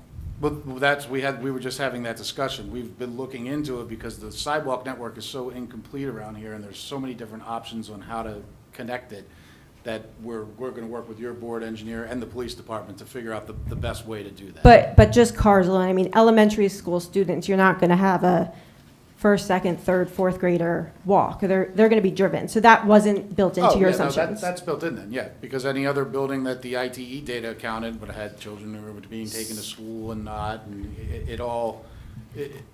anybody who turns into and out of one of these projects is where that data is sourced from. Now, I should point out that the shuttle service they're providing is probably going to take a lot of those drive-to-work trips, put them all in one van and drive them to the train station. I didn't take credit for that. I used the straight-up ITE numbers, but all those vehicles are included. So for Washington, what was the route you assumed? Morris Ave or back up to Canoe Brook Parkway based on where you're located? I don't look into the specific route for each individual person living there. You look at the overall traffic patterns, and then you assign the overall traffic based on those traffic patterns. Right. But you would see the route built into the numbers. So just so we're all on the same page, your question is, because I just want to make sure there's no disconnect in your question. Your question is, did he, as part of his study, build in a walkable route for his? No, a driving route. No, she's talking about. Oh, a driving route, okay, Yeah. for us to go there, okay. Right, and if 'Cause- you look, figure 4 Yeah. shows the distribution, the percentage distribution of traffic. Right. But it's not done by saying, okay, the person who lives in Unit 6 is gonna work here, and the person who goes to this school is gonna go here. It's done based on the overall traffic patterns and where arterial roadways are. It's a best guess projection. Could 5 more people turn right than I said, or 5 more people turn left? Of course. So we're doing, the best projection that we can. You can't microanalyze where every single person's gonna go, because we don't know who's gonna live there. Yeah, the schools are a set destination, so I just assumed it would be clear in the report, but I hear what you're saying, so I'll move on. So my next question is peak holiday shopping periods. So we talked a lot about, weekday traffic, mornings, evenings, one-day study in February. Have you accounted for holiday traffic to the Short Hills Mall? No, I'm looking at typical days. You don't look for anomaly days. That's what you It's a wanna season, figure out though. a typical day. I mean, it's an anomaly season, in fairness. I would just wonder if that, maybe should be considered. So I'll move on from that as well. So I do have, I think that's all my questions on that. So this part of the testimony was regarding parking and snow removal, correct? Can I ask a question on that? Parking? Parking. yeah. Parking. Okay. So I'm wondering where snow will be stored on this property after a significant snowstorm. And I ask that because I've driven past this property for approximately 10 years, and the parking lot regularly has substantial snow accumulation and large snow banks. I'm sorry to interrupt, ma'am, but again, just so everyone's clear on the rules, there'll be a public comment period if it's pertinent to the question, but I think you might have asked the question without going through what happened in the last 10 years. Where's the snow removal going to happen? How's it going to work, correct? So, okay, is there a And- plan for snow storage that demonstrates adequate parking emergency access? And what will happen after a major snow event? Has that been thought through? Yeah, we don't have a specific snow storage plan because the vast majority of the parking is indoors, so there's not a snow issue. It's just these outside circulation roads. There's room for a smaller event to plow it into the landscaped areas. If it's a 3-footer, we'll probably have to hire somebody to truck it off, just like any place. Okay, so, But it'll look better than the office because there's gonna actually be active people living here, so they're gonna want it cleaned, unlike the no, vacant it's not a office. concern about aesthetics, it's a concern about safety. So that's what the question was based in. But I think that covers all my questions. Thank you. Good evening, Peter Kane, 3 Iris Road. So I'm not sure if you answered the last question. So I am also familiar, as my neighbor was, with the traffic study that was done by the city engineer, God bless him, Aaron Schrager, I miss him, which I think he found something in the order of 300 to 600 additional cars on Iris Road over the course of his study, which is extraordinary. Thank goodness, because that's how we got the no left turn. So did you look at that study information, and is it available to you, and have you incorporated that into your figures? When we did the counts, that was already done. Did you look at Aaron Schrager's analysis of Iris Road? Yes, and that was due to cut-through traffic from a different condition that has nothing to do From with this River project. Road, correct? Yeah, Yeah, okay. So from River Road, 300 to 600 cars a day on Iris Road. You looked at that data, and you incorporated that into your analysis. I didn't need to incorporate it into the analysis. It's already been taken care of. Really? With your conservative, quote-unquote, conservative estimates? Yeah, I didn't analyze the intersection of Iris Road and River Road, so anybody who I see. is going through this area was accounted. There's also been recent traffic studies on Canoeburg Parkway. That is a feeder road, indirect feeder road. Have you incorporated those into your analysis? No. Have you incorporated the impact, since we had the no left turn implemented on Iris Road, to Woodland and River Road, and No. Fay and Brainerd?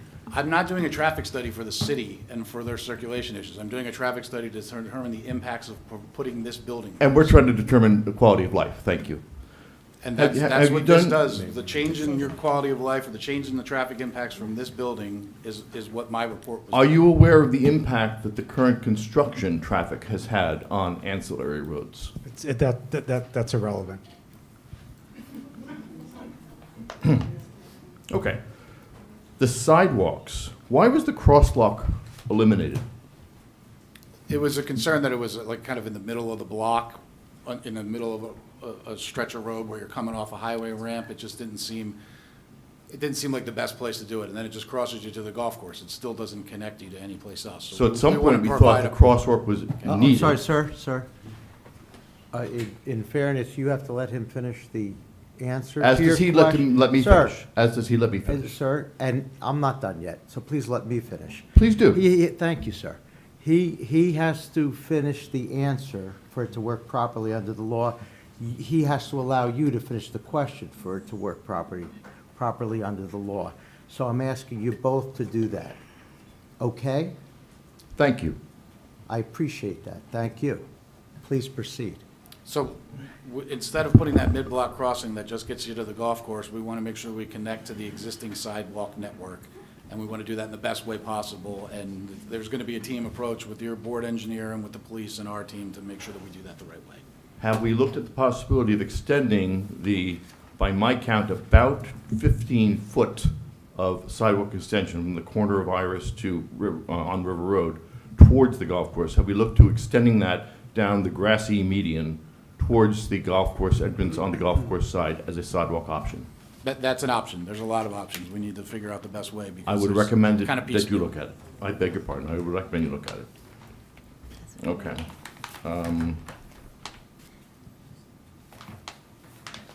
I think those are my questions. Thank you. Thank you. Welcome. Thank you. Lainey Seeger, 60 Canoebrook Parkway. I have a question. You mentioned ITE several times and how that's something that you utilize to determine traffic out Can of you a speak up building into the such mic? as this. Thank you. Are those ITEs state-specific or are they national No, numbers? unfortunately, they're national, which gives us an overestimation. New Jersey, especially residential, tends to have less traffic generation than you would say in like Oklahoma because we have a lot more mass transit and a lot more density here, but it's a national publication.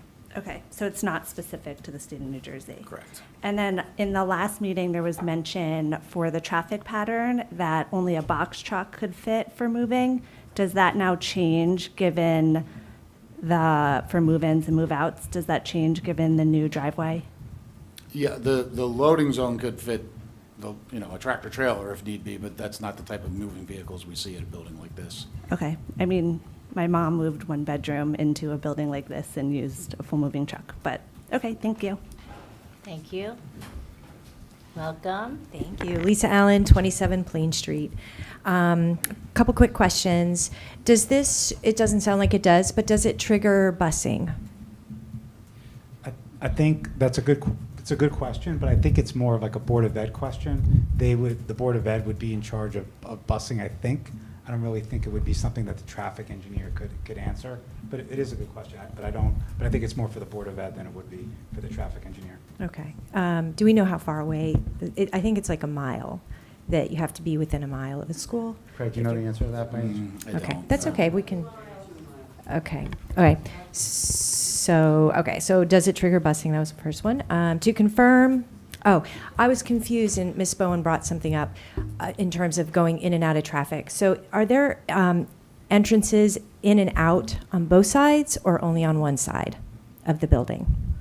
Just the one side. Where the driveway to the office building is where the main driveway to this is. It's the same spot.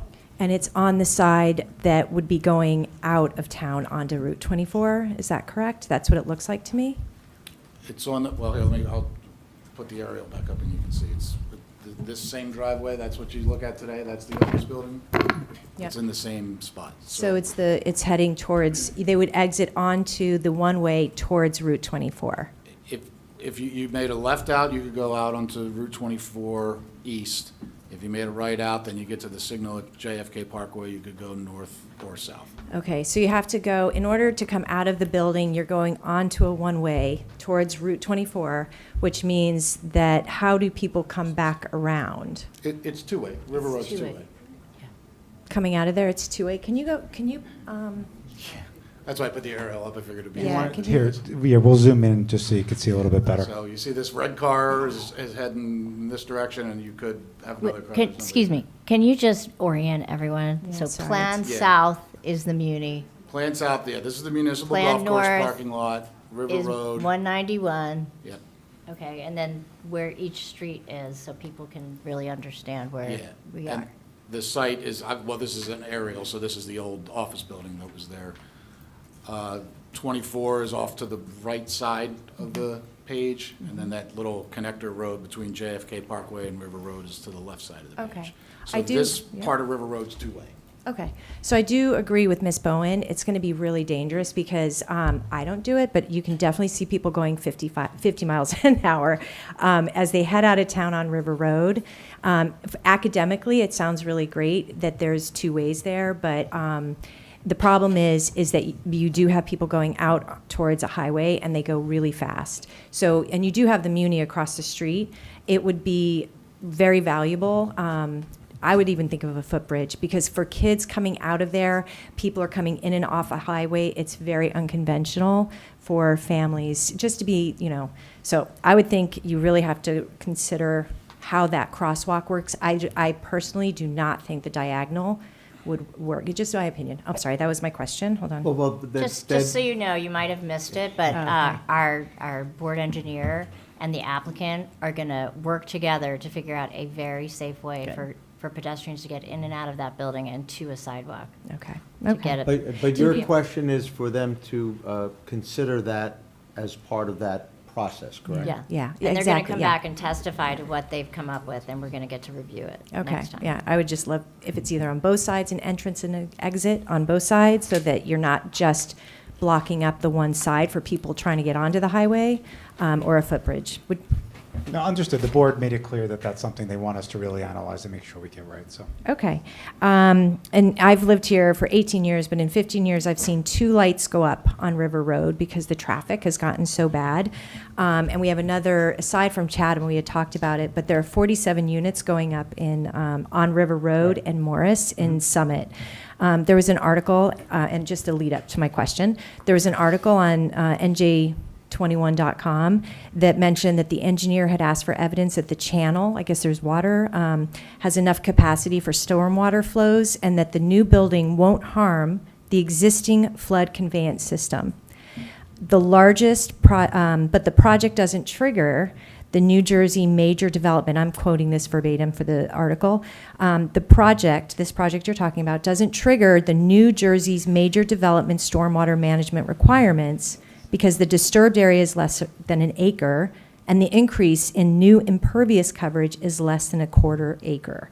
I'm very concerned about stormwater management in town. We've had so much flooding. So I'm just wondering how you guys would address stormwater management with such a large building. No, it's a good question. We dealt with this at the last meeting. I don't know if Steve will let me summarize what was said. The chair, I don't preside over the hearings, the chair does. Yeah, but this isn't the right witness for that because Craig just did traffic. But we did speak to that at the last meeting. There's a whole stormwater plan and report that was submitted.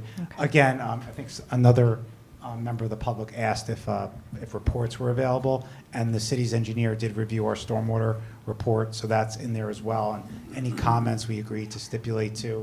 I don't know, if you want me to summarize, but basically, we were decreasing runoff, and we were abiding by all of the flood rules. We have a state of New Jersey Department of Environmental Protection permit for the property, so we're complying with all rules as it relates to flooding and stormwater management. Okay. All right. Those are my questions. Thank you. Thank you. Hello. Good evening, Jacqueline Rung, 13 Greenfield Ave. Unfortunately, my better half is a structural engineer, but he left for dad duty, so you guys get me. I do have some general questions about the study. So the study has a comparison that was done against the trip generation potential of a fully occupied office building, but as many have pointed out, the reality is it's actually currently vacant. So I just want to clarify, the 75 a.m. and 74 p.m. peak hour trips are in fact additional trips. Is that right? Yes, correct. Okay. Is there a separate trip generation component in the analysis for the 175 third-party parking spaces? And if so, can you share where in your report we can find that? No, because we don't know who's going to use those, but in any event, it's long-term vehicle storage, so it's not going to be something that's active on a daily basis. And if somebody does need to access those vehicles, they're certainly not going to do it during rush hour time period, so they'll do it in the middle of the afternoon. Okay, got it. I think that's a pretty significant operating assumption, and I'm not sure if this may have been asked before, but is that proposed as a condition restricting the third-party parking use going forward? We discussed that. Okay, great. But you can ask the witness. Okay, yeah, is that proposed as a condition restricting the third-party parking It's in the, there was a settlement agreement, I don't know if you heard me say that earlier. in January? Yeah, with the, for the housing plan. and that type of use was vetted in that. It was going to be on a bulk basis, but then I indicated to the board that if the board wanted to refine that a little further to get some more clarity on it, Okay. based on, the comment Sure. you made and the comment Yeah. that the board made, that we were fine with that. There's Okay. no issue with that. There's no intent to make it something that would be at all high turnover Sure. whatsoever. Got it. Okay. So you mentioned the modeled level of service remains B, but the level of service, the way I understand, is an average measure.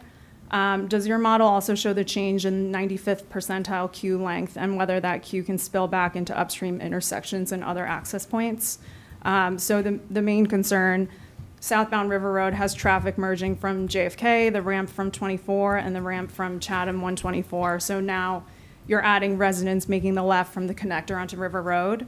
Obviously, that can have clear congestion implications. So what is the 95th percentile queue length? You're talking about coming off of JFK and making the left onto River on the connector road? I'm saying the queue length on River Road in general, because it's taking, as it is right now, it's taking, traffic from 3 different areas: JFK, the ramp from 24, and Chatham 124. And now you're going to add, residents from your project making a left onto River Road. And so what is that actually doing to the queue length? And what is the 95th percentile length in that case? There wouldn't be a queue length along River Road. It's a through traffic. There would be, where you have a stop sign or a red traffic signal is where you would build a queue. And that's But where there's, the queue length. yeah, but there's one right there. There's a light, There's yeah. no there's a stopping light. on River Road in front of the building. You have to stop to exit the driveway. Is What- that the queue length? No, there's a light. Yeah, there's a light right in the corner there. Yeah, right here. That's what I said. Then you said no, along River Road. Well, it's the connector, but. It's in the analysis. I'd have to go through and dig it up. Okay, yeah, if you could provide that, that would be great. Question on the method of study: were actual queue lengths observed and recorded in your Feb 19th field counts? And did you compare that against the real-world queues that day with the queues produced by your synchro model? No. Okay, is there any reason why you wouldn't have done that? We know if there's a abhorrent queuing condition where only half of the cars are getting through on a green, then that's noted, and then we look into that, but that wasn't the case at this signal. Okay, I guess if you're already there taking counts, like why wouldn't you just observe the queues and check them against the output from your model? We do observe the queues, but if there's not an extended queuing condition, if the light's clearing, it doesn't have any impact.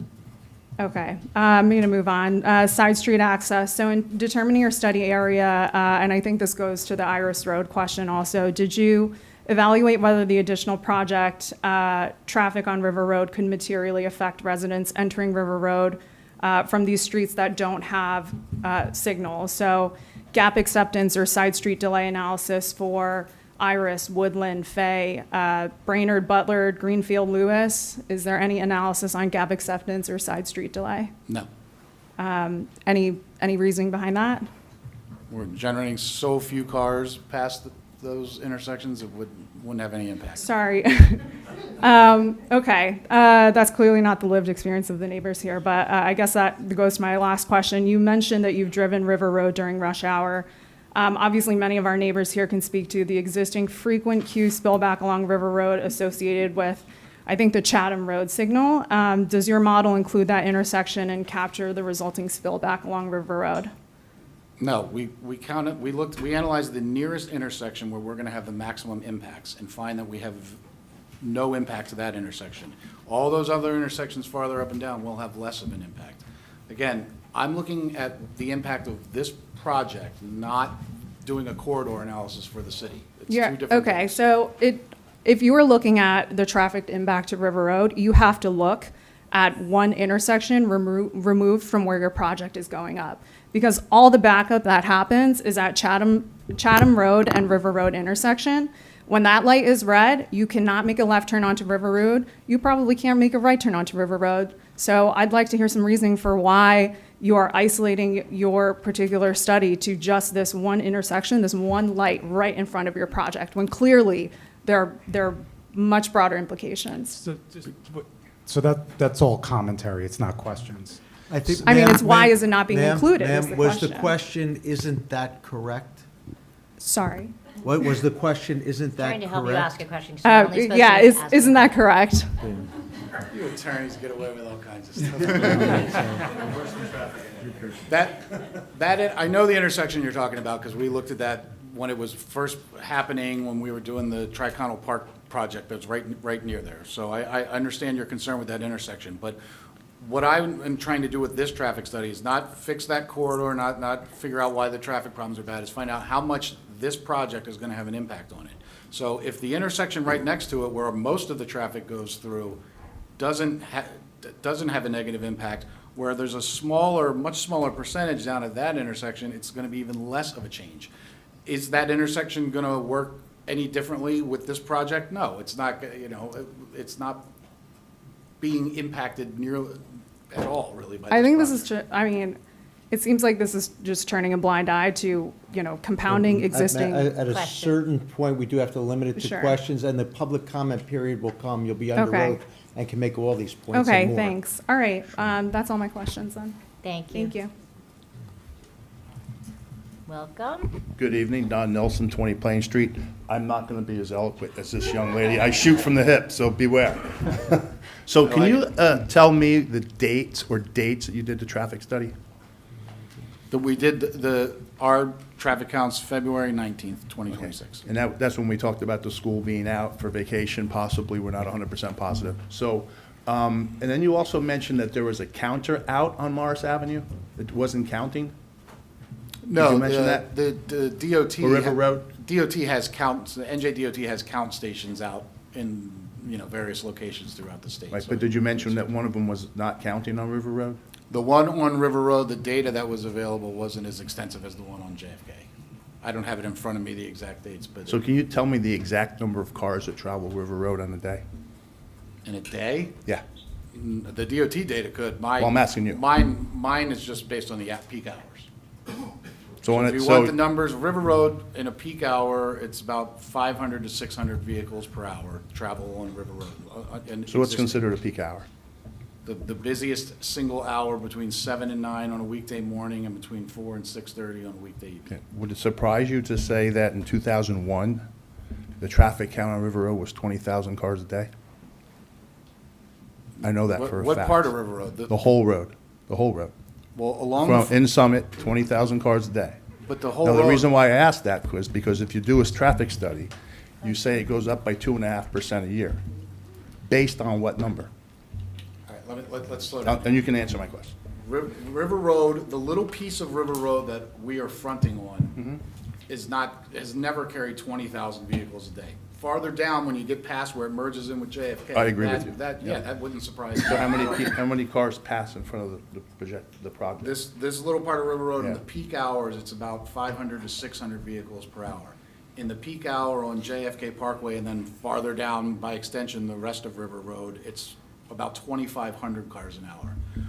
We're adding, and this goes back to the previous question, in that direction, about 20. So it's not, the existing traffic volume is far greater than the additional traffic that's going to come out of this project. So that peak hour is roughly 500 cars? So what is it, what's it for the whole day?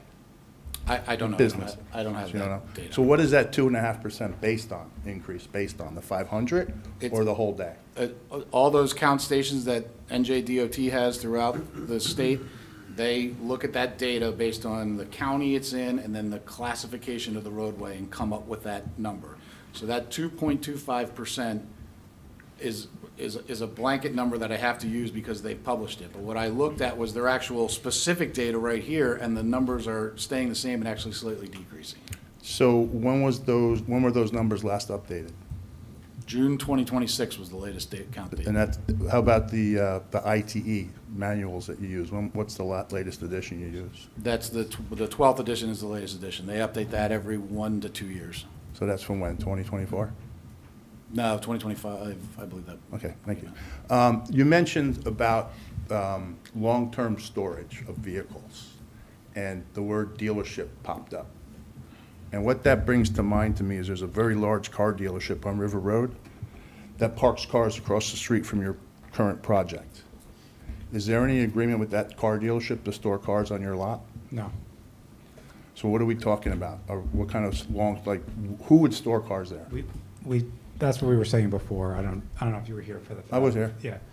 There's no prospective tenant to lease those spaces now, but it's defined how it could be leased. It's supposed to be on a bulk basis, so it's low turnover, and if there aren't a lot of cars coming in and out. But again, as I said before, if the board wants to clarify that a little bit further in their resolution, that's fine. Okay, so- But there's, to answer your question before, there is no end user that has been identified. Okay, very good, thank you.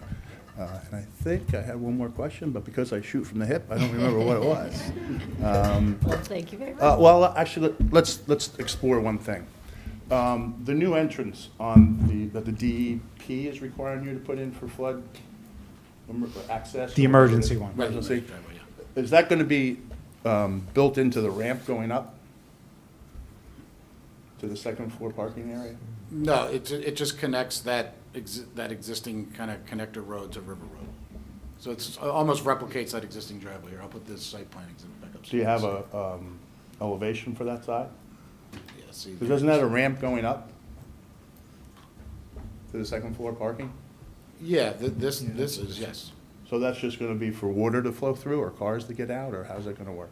No, it's for cars. If there was a situation where there was a flooding emergency and this driveway was underwater, you still want people to be able to get in and out of their apartments, so that's So what I'm it's for. confused if that's a ramp going up. You have to build through the ramp, correct?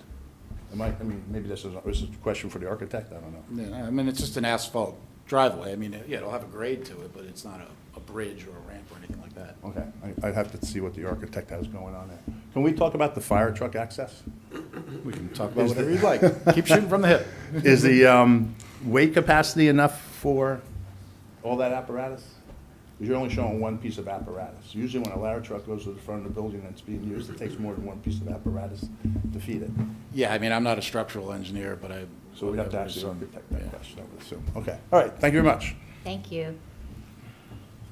Welcome. Good evening, Penny Barth, 79 Tanglewood Drive. I've lived in the town probably over 50 years. This whole new project, as a mother who drove her 3 children in carpools back and forth, I have a couple questions. On the study, you did 4 to 6:30. Okay, most of the people here who are taking their children to school are picking them up anywhere from 2:30 on, back and forth, back and forth. So that's one thing. So I think in your study, maybe you should check the times. I'm And- sorry, Matt, do you have a question, like why Yes, did he and the pick that question, time why was that not checked as far as the time? And the date when it was checked was probably a holiday. The other problem. Wait. Let him answer. Yeah, you want to Oh, sorry. answer Yeah. the question. Couple reasons. We didn't worry about the school hour because there's no school on River Road or immediately adjacent. That's when you typically get worried about the Are you school having putting? impacts. Okay. So the commuter rush hours almost everywhere, even sometimes right in front of a school, are usually higher than that school volume. And the second reason is this type of building is not going to have that many school-aged children. That testimony will come later, but this isn't going to be, a bunch of kids living here. It's not a Can I also just try to clarify your question also? Just give me Yeah. 1 second with Craig to do that. So Craig, when you study the roadway peak hours, you're studying the busiest hours of the road, correct? Correct. Okay, so when you study 7 to 9 and 4 to 6, that's because there's the most volume on those roads, right? Absolutely. And then you identify within those 2 or 3 hour gaps the busiest 1 hour, right? Correct. Okay, so then after you do that, that's when you get the level of service analysis that you published in your report, correct? Right. So anything other than that peak hour would be, the level of service would be even better. Is that correct? Yes, that's the idea. We're looking at the worst case scenario, the busiest. Right. So to answer, possible. so it's a good question, and I just want to make sure that you understand why we studied the hours that we studied. Because if I were in your shoes, I'd be asking the same thing. So the point is that that time that school is let out is not as busy as the other hours that you studied, right? Correct? Correct. So the level of service would actually be better than the level of service B, or around the same in those hours. Is that right? That and the building itself is going to be generating far fewer traffic because the apartments, the people who live in these buildings, they're generating their traffic commuting to and from work by and large. So And they have no children. These people who are going to be living in 198 units have no children going to school? Nobody's saying that. What I wanted you to understand from the questions, Okay. and I would have asked the same thing if I were you, so I'm not, that's why I want to answer it correctly, is that the point of him doing the studies and the hours that he did is because he did them which he just testified to, in the busiest time. So anything else outside of that busiest time will be less busy. So if it works in the busiest time, which is what he's concluded, and everyone, obviously, all the other professionals are checking that to make sure, but he's concluded that in the busiest time, it works. When it's less busy, it will work even better. That's why. But the board did ask for us to still be extra cautious and study those hours as well, just to be on the safe side. But I wanted you to understand, he didn't just ignore the school hours. He studied it in the most conservative way possible. But we will double check it as the board had requested. Well, I think and I just think for people driving their children to these different schools, they're going to have to come out of the building, get in that queue, and try to get out. And if the light's changing, how long is it going to take? Or do you have to plan as a mother, getting your child to school, an extra half an hour to get to Washington, Lincoln, the middle school or high school because of the traffic, And again, getting out of your building and again, onto the road? And again, and I'm sorry if I'm not articulating this as well as I could be for you to understand, or maybe I'm not doing a good job, but the point is, if it works in the busiest time, the points that you're trying to make won't be a concern. But the board asked us to double check it, and we will. Okay, please do. Okay. And then the thing is, when are you meeting with the engineer, and what city engineer are you meeting with? So the chairwoman, I believe, has directed us to meet with Marie, who's... Our consulting engineer, yeah. Marie, who's Yeah. right here Okay. tonight. Yeah. Perfect. And Thank you and so I believe much. she asked us also to try to include the police Right, officials with a in that. written report. And I would say the fire department, because basically as of July, we have more or less new people in Yeah, the fire department. They wrote a letter, but Yeah. I think we've worked with them Thank you. extensively. Okay. Okay. No,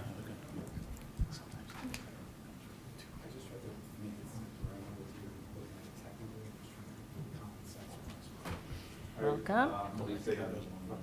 8 Iris Road. Couldn't hear you because the mic. Oh, I'm sorry, Kuldeep Singh, 8 Iris Road. Can you? My question was Kuldeep, Singh last name. My question was regarding shuttle service. Can you just expand on that, what the routes are for the shuttle? Yeah, I believe the vice chair had asked that we provide that to the board, just what that route is going to be. The purpose of the shuttle service that this developer and property owner does for other buildings is to reduce trips on the road and also provide a convenience to its residents so that they can go to mass transit. But do we have the? I think that's what they asked for. That's what the vice chair asked. I'm sorry, for. so what was the answer to? No, she asked if we would provide at a later date. I'm sorry. No, it's okay. I'm sorry. A plan showing the route. Got it. So, That's I mean, what- the reason I was asking that question is because there's two ways to get into town. One is Yeah, I Iris think Road that's- and one is. That's probably why the vice chair just wanted to know what we had envisioned for. Okay. It's a good Thank you. question. Thank you. All right. So, I think our stenographer probably needs a break. Are we closed on traffic? So I think we are. Oh, sorry. Our vice chair has one follow-up, and Okay. then we're going to take a break for the stenographer. Okay. One question on pedestrian access. So when I was on the site visit, you're basically, the cars are going up the ramp, right? How are pedestrians getting down the ramp if they choose to go? What's the exit point from the building to the road? Do you mean from the building or from the site? From The the- building, from the the- architect will go from- through all the. Okay, then I can wait for him then for that question. Yeah, but As the- far as pedestrian access down the ramp. But, Yeah. but the reason, it's good you brought it up, because our engineer and you all have to figure out not only how do they get across the street, but how do they get from the Right. door Because to the street, I've- you know? yeah, I've That lived- all has to get worked out I've with our lived in a engineer. building like that, and it's like, seems like something that everybody would think of, but if there's no way, people are, like Susan said, people are gonna do the things that you don't expect them to do, right? They're gonna walk down the ramp. So is there, I'm just wondering if there was a, you know, a corridor where there's, for pedestrians to walk, or there's a, Yeah, I mean, you can see from in the corner here, it takes you right to the crosswalk into the sidewalk. And when you look at the I site thought you were plan, talking you about can like. see. no, I'm talking about like into- on yeah. the specific ramp. How will you delineate how pedestrians will walk up and down the ramp? Because they're gonna do it whether you want them to or not, and not get hit by a car. You mean walk up and down the driveway? Yeah, I mean, I think you would, if you were gonna walk someplace from the building, you would leave from the main entrance of the building and walk onto the sidewalk. But Because how do I you- guess if you stop at your car to get something, yeah.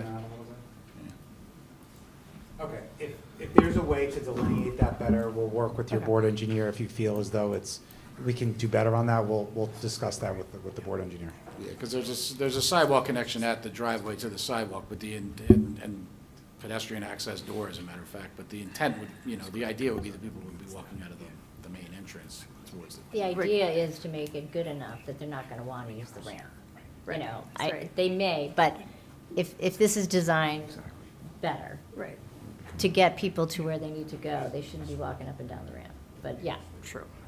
they could do a lot of things to delineate, but let's try and do a better job with the help of the Colliers. Oh, and the other question I had is, I think a lot of what I've heard, at least from a lot of the residents, is that we do have a lot of in-house knowledge from traffic studies that we've done within the department. And if we could get, what I would like to request, Marie, is if we can work with our city engineer. As much as you have all the knowledge and you're going back, these residents have spent, you know, hours and hours and hours talking about access to their streets. I think it'd be really valuable if we could include our city engineer in those conversations, because he's the one who's been communicating with all these residents and working with them over the last couple of years. So I think it might be helpful if we could do that. Okay, sounds good. Okay, we're gonna take a break. 5 minutes. Okay.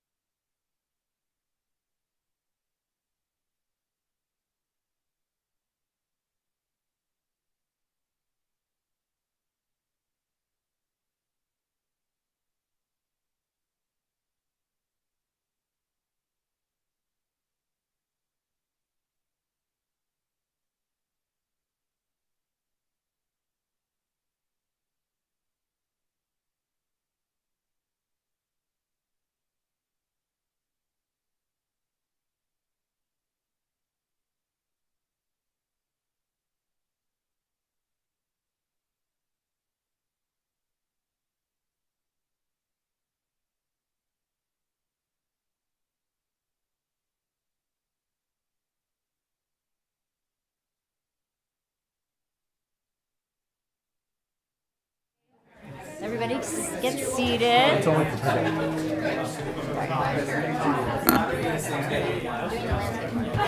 I know. And then we're gonna start the landscape architect. If we don't finish, then, if they don't finish, we'll change it. But maybe it'll be quick.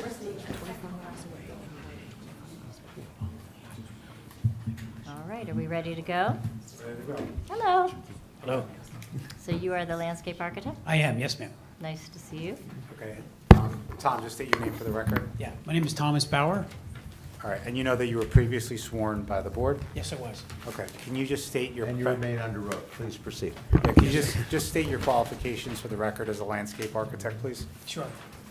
Thomas Bauer, I'm a principal and founder of Malolo Bauer Carmen landscape architecture firm with our offices in Brielle and Jersey City, New Jersey. I have a degree in landscape architecture from Penn State University in 1976. I'm licensed in New Jersey and several other states as well. And I've been before many municipal boards in New Jersey over the last 47 years. And licensed, current, and in good standing? Yes, it is. Does the board accept Mr. Bauer? Absolutely. Thank you. All right, so Tom, you prepared the landscape architectural plans for this application? I did, yes. Okay, so we have some exhibits on the board that we're going to show, so why don't we walk through them? I think, Steve, we're up to A6. A6. Yes? Yes. Okay, A6, terrific. Yeah, so what I'm going to do, I'll begin with A6, which is a street-level landscape plan, and then I'll proceed with several 3D graphic perspective views of the site to give you a really good idea of what this is going to look like. And then I'll finish with a second plan, which would be the level above, the second level plan, which will be of the amenities for the residents. Okay, but this is A6 first, correct? A6 first, we're going to stay on this one first, yes. Okay. Yes, sir. We have an assistant, Mr. Fruit is going to be Yes. manning the screen. Rob, just zoom in a little bit more so Yeah. that everybody can see it a little better. I'm paying him well for this service. Perfect, there you go. That's what we want All right. as an exhibit. Yes. All right, go ahead, Tom. Sure. So let me just point out a couple of things. And just emphasize, for those who did not know the first presentation that Rob gave, there are 2 levels of parking.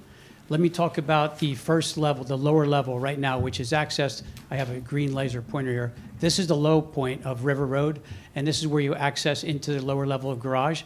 And then the reason I point that out is because on that lower level, cutout, you see this area in green right here? This is actually a dog run that's going to be located on the lower level of the garage, very convenient to the residents, accessible by stair tower in this location and an elevator in this location as well. So again, it's a lower level of garage, undercover, so it's in inclement weather. It's convenient for the homeowners to take their dog downstairs. It's also open air because the garage is open to the outside here, so there's plenty of air circulation in that area. So I start there in the lower, and I think that's an important component. It's, again, I think there's going to be more dogs in this building certainly than there are children. So it's an important component on all of these rental projects that dog runs are very, very critical. So that's on the lower level. We also have most of our activity on the next level. As we come up here, again, we can access the garage on the second level here and also here into the garage. So we have 2 locations, as you've heard previously testified, to get to that second level of garage. To the right, this area just takes you into the garage. This area coming up to here takes us to the, Rob, maybe you can enlarge that area a little bit. That's our grand entrance, if you will. That's where our lobby is, our leasing office. We have a drop-off in this area right here, drop-off, and then again, there's entrance into the garage. Boy, that's a very bright green light, isn't it? If you could just focus on one thing. Yeah. The vice chair did ask about pedestrian connectivity. Sure, to I was the- just going to go there. To the sidewalk. Can you just describe that, Certainly. please? So again, our front door to the lobby is right here, and this area in front of it, next to the drop-off area, is all pedestrian area, all decoratively paved with decorative paving finishes. And then from a circulation perspective, the sidewalk along River Road is in here, and we have direct access here connecting to that. There is grade change here, so we have a series of steps to take us down to the sidewalk. There's also a handicap accessible ramp in that location. So we have very convenient access to this lower sidewalk, and then eventually to the crosswalk to this island, and then further down River Road as has been mentioned previously. So it's very, very convenient, right? So we have, you can pull back again a second, Rob. The entire perimeter of the site is fully landscaped. Again, north is kind of up in this area, but what we call is planned north. All existing vegetation is in that area, and I had a long conversation with your city forester, John Linsom, about cleaning up this area with some dead material that's in that forested area, and also taking out some invasives. We're happy to do that as well. So we will clean up all of this area along this entire perimeter of the site. The balance, I'm sorry, go ahead. yes, go ahead, Jason. No, I think I was going to say what you were about to say. Mhm. The existing vegetation that is healthy and mature, will remain, correct? Of course, of course. And by cleaning out the dead material and the invasives, that existing healthy material will grow even more elaborately. The balance of the site will be lushly planted. As you know, in this area, boy, that is a bright green, I apologize. There is, if you know, driving down this area of the site, right in front of you is like a 10 or 12 foot high concrete wall. That will no longer be the case. I'll show you the next images in a few moments how we're going to address that. We've got an entry sign in that area. We've got a water feature that you're going to see. And it's lushly landscaped with a whole palette of material that consists of evergreen trees, deciduous trees, ornamentals. We have shrubs and ground cover, perennials, as you would see on that plant list. All of the trees, not all, but the great majority of trees, again, has been coordinated with Mr. Linsom. He's asked us to make some variety changes, which we were happy to do. We've got some eastern red cedar, we've got red maple, we've got white oak, things of that nature that are all native. And it will be a terrific look as one passes by the site, certainly for the benefit of the residents as well as those passing by. All of the planting along this area has been increased from our previous meeting. Again, Rob, perhaps you can enlarge the area of the loading zone and the transformer. There you go. So here's our loading zone.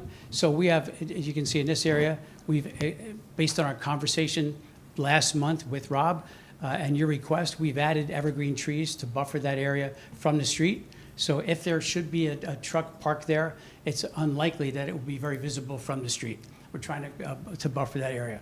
Likewise, in the area of where there are 2 transformers and a generator, we've also provided ample evergreen screening, again, to buffer that area as well. So the entire area, all along River Road, even on Mars Turnpike, we've got adequate plant material. Again, a nice mix of pallet material, in addition to ground cover, sod, and it's all well lit as well. So I think from that perspective, we've addressed something that you'll be very proud to see as you drive by the site. Rob, if you go to the next image, what I'm going to show you is a perspective view taken from this corner of River. A7. Yep. There we go, A7. Yeah, and Tom, just to be clear, all these exhibits were prepared under your supervision, correct? Certainly in our office, yes, Okay. under And my we call- supervision. No, that's okay, please. I just want to confirm that that what we just saw is the revised That is a revised plan, that's correct. Yeah, Yes, that's revised. of the drive and everything. And resubmitted, yes. And a short name for A7 is? Entry court. It's labeled entry court right here. So this is a view from up above, kind of a little bit of a bird's eye view. You see the architecture in this area. This is our lobby entrance that you'll hear our architect speak to a little bit later, hopefully tonight. This is our entry court as we're driving up in this area. We arrive here, we got a drop-off area, and then a nicely detailed decorative pavement. As you know, today, it's just a concrete parking deck. So from this perspective, anyone who enjoys the residents and any of their guests will enjoy a very attractive entry court and plaza area at that upper level. And then this area is where the entry sign is and a water feature. I'm going to show you a little bit closer view of that in a moment. But everything to the left is new plant material, everything to the right as well. And that large wall that I mentioned is going to be filled against in large part, clad with a decorative stone, and it'd be quite a nice feature, again, from a streetscape perspective. So Rob, next slide, please. So A8, so we'll just, Steve, is it okay if we just call this what it's labeled, view down River Sure, Road? we can enlarge that a little bit maybe. This is a view looking down River Road View in a down northerly River direction, Road. as if you were coming from Iris. Hold on one second. Yep. Can you, Make it bigger? yeah. Okay, zoom in a little more, Rob. Yeah, you can zoom in, Rob. You can zoom in a little more, yeah. Okay, so this gives you a good perspective of what this would look like. Again, you're going to hear more about the architecture and the details. This is representative of it, but you'll hear more in detail from the architect. But you can see that this landscape area in here is elevated. You can see the sidewalk coming down River Road, and here you can get a brief view, a simple little view of the access from the upper drop-off area and plaza area down to the sidewalk. And then you then That's approach, the sidewalk we're seeing, or is That's- that the second entry? this is the sidewalk we're seeing Okay, right here. okay. That's the sidewalk from the entry court, yeah. The second entrance is past that, further Okay. down. The second vehicular entrance. Right. Yeah, yep. And So, also, Tom, a good point shown in this exhibit is the fact that the loading area is screened by those evergreens that you planted. that's right. Rob, maybe you can even zoom a little bit closer. That loading area is down in this area, and you can see the evergreens in that area that are buffering it, even from this perspective. Can we get the heights, planting heights for this? Yeah, sure. We have, the Eastern Red Cedars and American Hollies are the two evergreens of choice on this site. And we vary, if you look at the planting plan, you'll see they range from 8 to 10, 10 to 12, even 14 to 16 feet in height. And That's- this particular view has them at what? How Vari- many years? I would say varying heights, from 10 to 16 feet.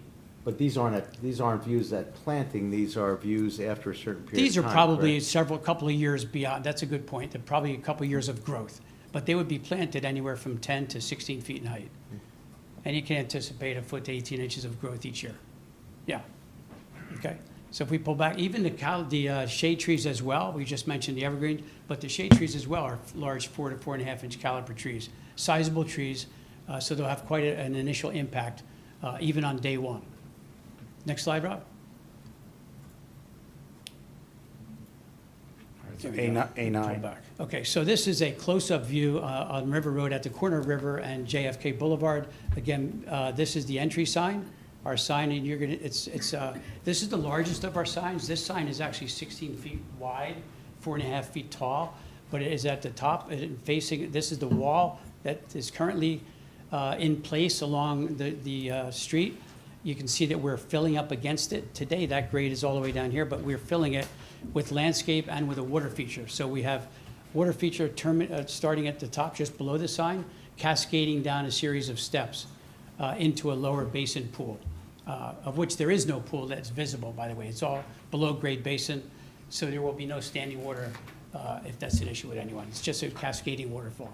So a beautiful attraction along the street, nicely adorned with shade trees and evergreens as well, in large caliber. This is a shot of that same sign at night. So A10. Mhm, A10, it's called the night view of the Vanderlee sign, we call it. And the water's lit as well.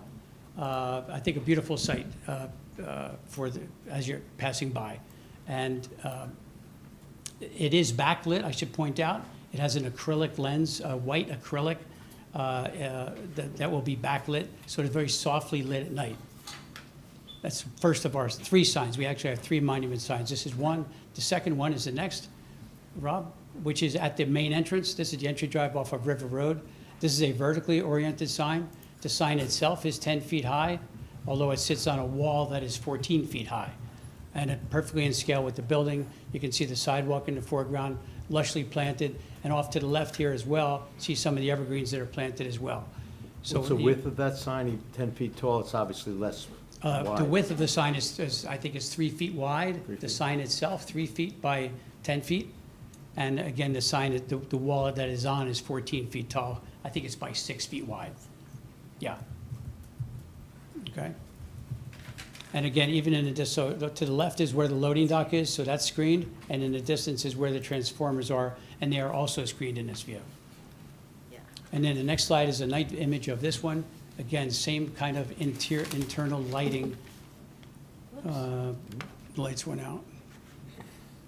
Did the There you go. power There we go. It's back. There you go. surge? Is that what happened? There you go. Oh, there, okay. There it is. We're back. So same acrylic lens on the sign for a very soft white light for the Now we're up signage. to A12, I think? A12, correct. Okay. And this is the third sign? It's the second sign. Second sign No, is it's just, night. Night. it's just the nighttime view. Night view. Yeah, night view. Oh, night view is the same one, okay. Of 2 A11. views of each of the 2 signs so far. There's one more sign that we'll see momentarily. Next slide. Yep. So weird. Yeah. We see it here. We have technical difficulty. Do you have bigger boards or no? You don't have bigger boards, right? I have boards. I do. We can bring out the Oh, there it boards. goes. Okay. Okay. So this is, I've included a couple images. Again, you can zoom a little bit here, Rob. This is showing a view from across, from the golf course, looking across the street. This right here is 813. 813. View across River Road from the golf course. This is the side, the end of that entry sign, and you can see the evergreens that are buffering and screening the loading dock. Next slide. And that Rob. sign's the same size as the other one? Same sign, that's the same sign. Oh, it's the same one. That is the same sign, yeah. And here is just one more view, backed up a little bit more on River Road. Again, I just want to give you a little perspective Okay, on the okay. fact that we are in fact screening that adequately. I know that was an important point for you. So that was 814, just make sure. So these are the evergreens screening the loading area, which is beyond that. Okay? And then next slide. 815. This is the third and final ground monument sign. This is at the corner of Morris and River Road on the corner. Same size, this is the 10-foot sign. Its sign is 10 feet wide. The wall it's on is 14 feet. Same dimensions as the initial sign at the entrance, but it's horizontal as opposed to vertical. Same dimensions. Okay? So 3 ground-mounted signs. And then the last slide, I'm gonna, not that one. Where did it go? There you go. So this is, I mentioned the last slide, we're gonna finish on the second floor amenity space. Rob, maybe you can. This is A16, correct? 816. 16, okay. So what we have here, again, this is these 2 courtyards, and this is the Can you same make it orientation. bigger? Because there's a lot of Yeah, dead Rob, space. You zoom can in. see it a lot better. Yeah, go to the pool There. courtyard. So what is shown in blue is the amenity space. To be determined, you'll hear more about that, what's in there from the architect. Blue area is amenity space, interior amenity space will be fitness rooms, yoga, club room, that kind of thing. And then outside in the courtyard, we have a swimming pool with ample chaise lounges. We have cabanas backing up onto JFK Boulevard. There are barbecue areas. There's a pavilion in here with restrooms. There's a feature wall with a fireplace and TV. We have outdoor barbecues. We have lounge seating and fire bowls for enjoyment of nighttime use.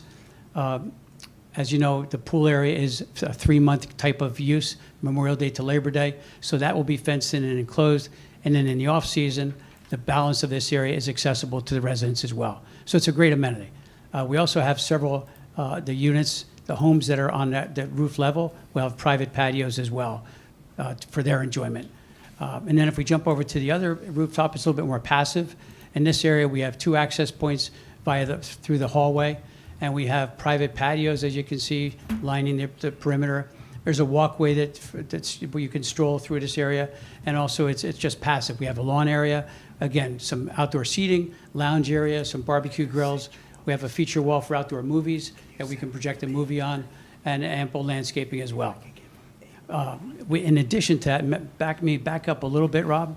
Let me touch on the green roof concept, if you will. When interior to these plantings, interior of the courtyards, we have what's called intensive green roof. That's where there's some soil depth, maybe a foot, 2 feet, even 30 inches in some areas.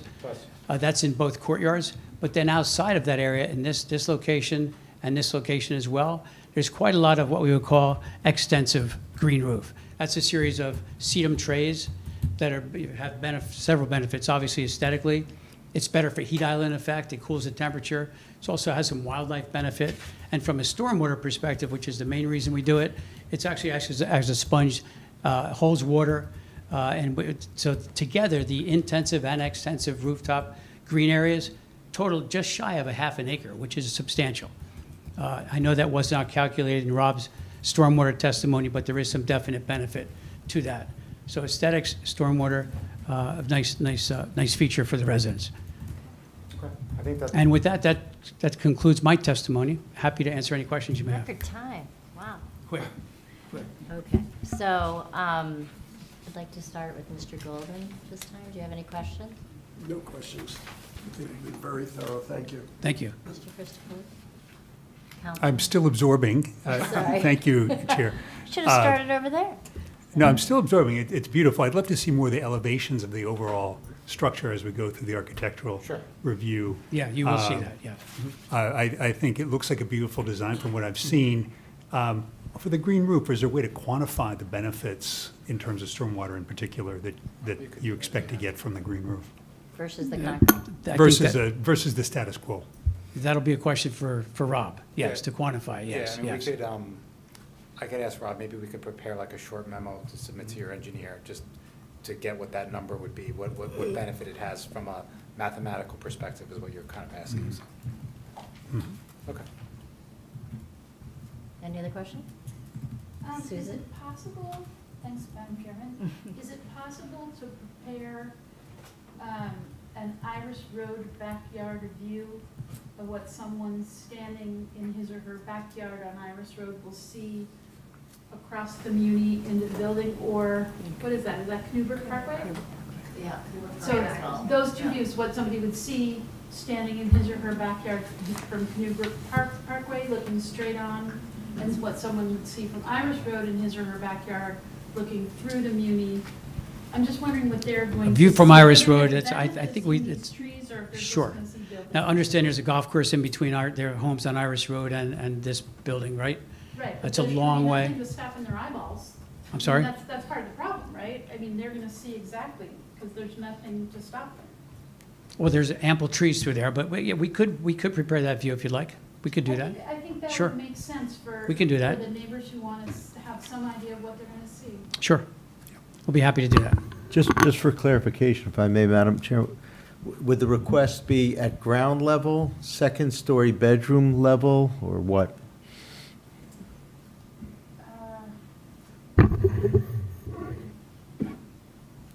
Ground level, I think. Okay, and can I just further, I've done cross-sections and studies like this before, and I think that's why Steve has probably seen these as well, and that's why he asked the question.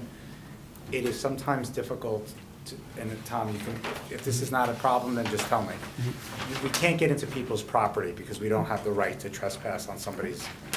I was just going to say that it would be required to do that. And you're effectively at the same. Yeah, I'm just saying, we'll do the best we can to do that. I'm just saying, we can't go onto someone's property without permission to get a vantage point. That's all I'm saying. So we'll do the best we And I can. reserve the right to ask the same question when we have our lighting expert, if you are gonna have one, because that would, We're not gonna have a separate lighting expert. Rob testified to lighting when he testified on the civil drawings. so then I guess it would make sense to have a view from a second floor bedroom as well.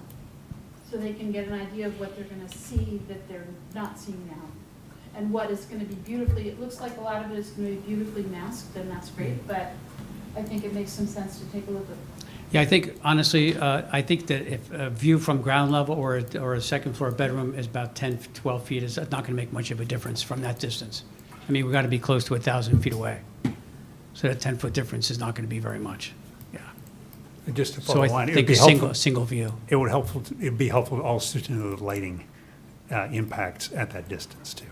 I mean, we're happy to provide it, but I just want to just say a few things that might not be very popular. One, and I have to do it, it complies with the ordinance in terms of height, setbacks, and coverages, okay? In addition to that, the lighting, there was only one deviation we needed for lighting, and Rob testified to that. It was at the driveway, but other than that, it was completely, the lighting on the site was completely conforming.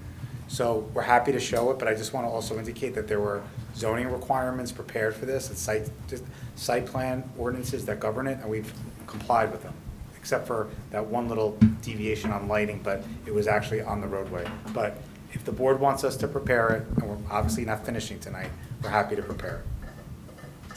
Some view sheds might be okay. Okay. One thing that I don't know if the board members know, but oftentimes when, we'll add a condition of approval if you agree and your applicant agrees, that Colliers will come back out in 6 months or 3 Yeah, months and that's check the lighting and perfectly see, acceptable. see if there are any glaring spots, anything that can be tweaked so that it's less of an effect on neighbors, which is often, honestly, it's hard to predict how glare and how lights are going to affect neighbors.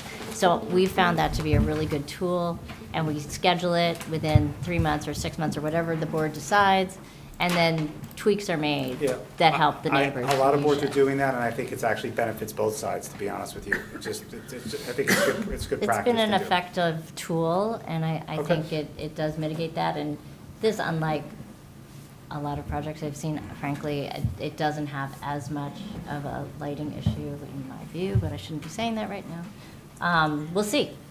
You all will decide. Okay. Anyway, you are on the floor. Oh, are you not done? I'm so sorry. Are Yeah. you done, Susan? Yes. Yeah, okay. That was one of probably my biggest concerns with this application is I noticed that you got a waiver for noise, glare, and I was just curious or the checklist waiver. Oh. How did that come about? And I think to Susan's point, we're going to have to see some more. That would be helpful for the residents to see, and just wasn't sure how that waiver, how we can see more information around the lighting and. I mean, I think the reason that we asked for the waiver or why it was granted was noise, we have to comply with the city's ordinance and the DEP ordinance, so there's no getting around that, so we have to do that, so that's why that was that. And then, obviously, the use is not something that generates a significant amount of noise. And then, on the lighting, as we indicated, we all have LED shielded fixtures, and the only deviation, as we testified to at the last meeting, was at that one spot, but the rest of the fixtures all are shielded and don't provide any glare. So that's, I think, why we asked for the waiver. But again, we're happy to show this view that you requested. Steve, who typically approves the waivers? I noticed there wasn't an actual approval authority in our ordinance. I believe our board engineer deems, our board planner deems the application complete, so. Yeah, So that's my question would go back to you then, I guess. Ed, in our ordinance, it doesn't state who is the approval authority for a waiver. So how do we get that answer? Customarily, it comes back to the board technically, essentially, if the Right. board was to deviate So the from board, that the checklist board has requirement. ultimate jurisdiction over a checklist waiver. Correct, but the applicant can request the waiver. Okay. And so therefore, they did request that waiver. And it was So- probably from their performance standards, I'm sorry. Okay, so just to clarify, two checklist waivers were, one was for safety and one was for noise, emission, glare, vibration, heat, odor, water, and safety. Yeah, can I just clarify one thing that Ed said? Sorry. Sorry, go ahead. I did not do the completeness with you. No, it's that's okay. why. Okay. Our certificate of completeness is issued by your administrative staff. So we are complete for purposes of time to Understood. act and all that. However, the MLUL does state, despite us being deemed complete, the board can ask for additional information Right. throughout the course of the proceedings. Thank you. So even though we're complete, it doesn't prohibit the board from Right. saying, hey, we might need more clarity or more Right. information on a topic. Right, So I the think- checklist waiver is simply to deem the application complete to come to the board. The board never waives its right to ask for even the same items that were not required to be provided in advance to the board to have the application come to it to be heard. The board always reserves the Yeah. right to ask for that information should the board so desire during the application process, or alternatively as a condition of approval subsequent to that. I know our board members know that, but I wanted to say that out loud for members of the public. Yeah, maybe we didn't know. I guess my question would be, what typically would be included in that waiver checklist? What would have been provided that was waived, I guess? For noise, I mean, you could have done it, you could have a noise consultant do a noise study, but again, based on this use, I've rarely seen them in just residential projects. They usually would be done in a industrial type of project or something that, has manufacturing or something along those lines. The lighting, I think we provided a sufficient lighting plan. You have a complete lighting plan that was submitted by the applicant with photometric plan with foot candles. You have the fixtures that show that they're shielded. So those have all been provided. Again, I don't know if the board feels they need any additional items, but those were all provided with the application. Okay. I mean, I would feel much more comfortable getting more information for the residents in regards to those 6 or so items on the waiver, just so they have a better level of comfort. I think on the lighting issue, what the chairwoman recommended was proper, where our foot candles are really low, as we testified to, except in that one spot, but even where we deviate, it's only 1.3, which is really minimal. But if it can be adjusted after 6 months, that's fine. The applicant would agree to that condition of approval. That's perfectly fine. So I think I we've think addressed it. I think it goes into things that we're not even we're not going to provide testimony on tonight, so I think it would just be, I think we'd like to just take another look at some of those things. Just so Ken? we're clear, what exactly might the applicant be providing, what might you be requesting, and what might the applicant be providing? So, Well, I haven't so seen everyone I haven't knows. seen the checklist, so I wouldn't know. Right. Ken, would you be comfortable with Marie working with the applicant for anything that you feel is missing? Or? I think we want to see what actually would be provided in a normal application and not waived. Mr. Stavella, could you go through each of those? I don't know what I don't know, right? items? Like, I don't know. Right, and that's why I'm asking him. Well, The- can we- So that the board knows what it's asking for and the applicant knows what it's providing. Can I make this request? Yeah, Is this we have okay? to be clear. Can we go, because I was going to ask a follow-up on the traffic at the end and what the board wanted us to actually do, just to clarify. Could we just finish Mr. Bauer and then Yep. we can come back, I'm not No dodging problem. it. We can Yep. come back, we No can come problem. back to it. That's fine. Okay. All right.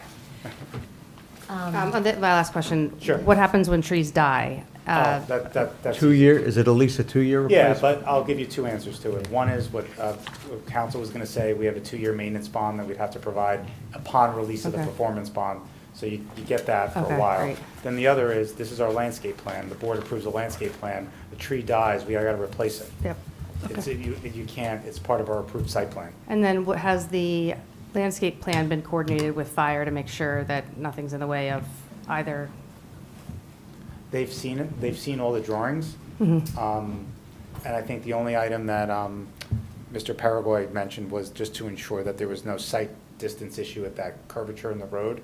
But other than that, I think they've, And there is no sight distance issue. yeah. So I'm they're- just thinking more of just getting a ladder over a tree that maybe. Yeah, that was significantly discussed with the Okay. fire department, specifically on the JFK side. Yep. that's what I was So thinking. that was significant, that was discussed, I think, Rob, I don't want you to have to be sworn in again. But that was significantly discussed before we got to the board. Okay. Yeah.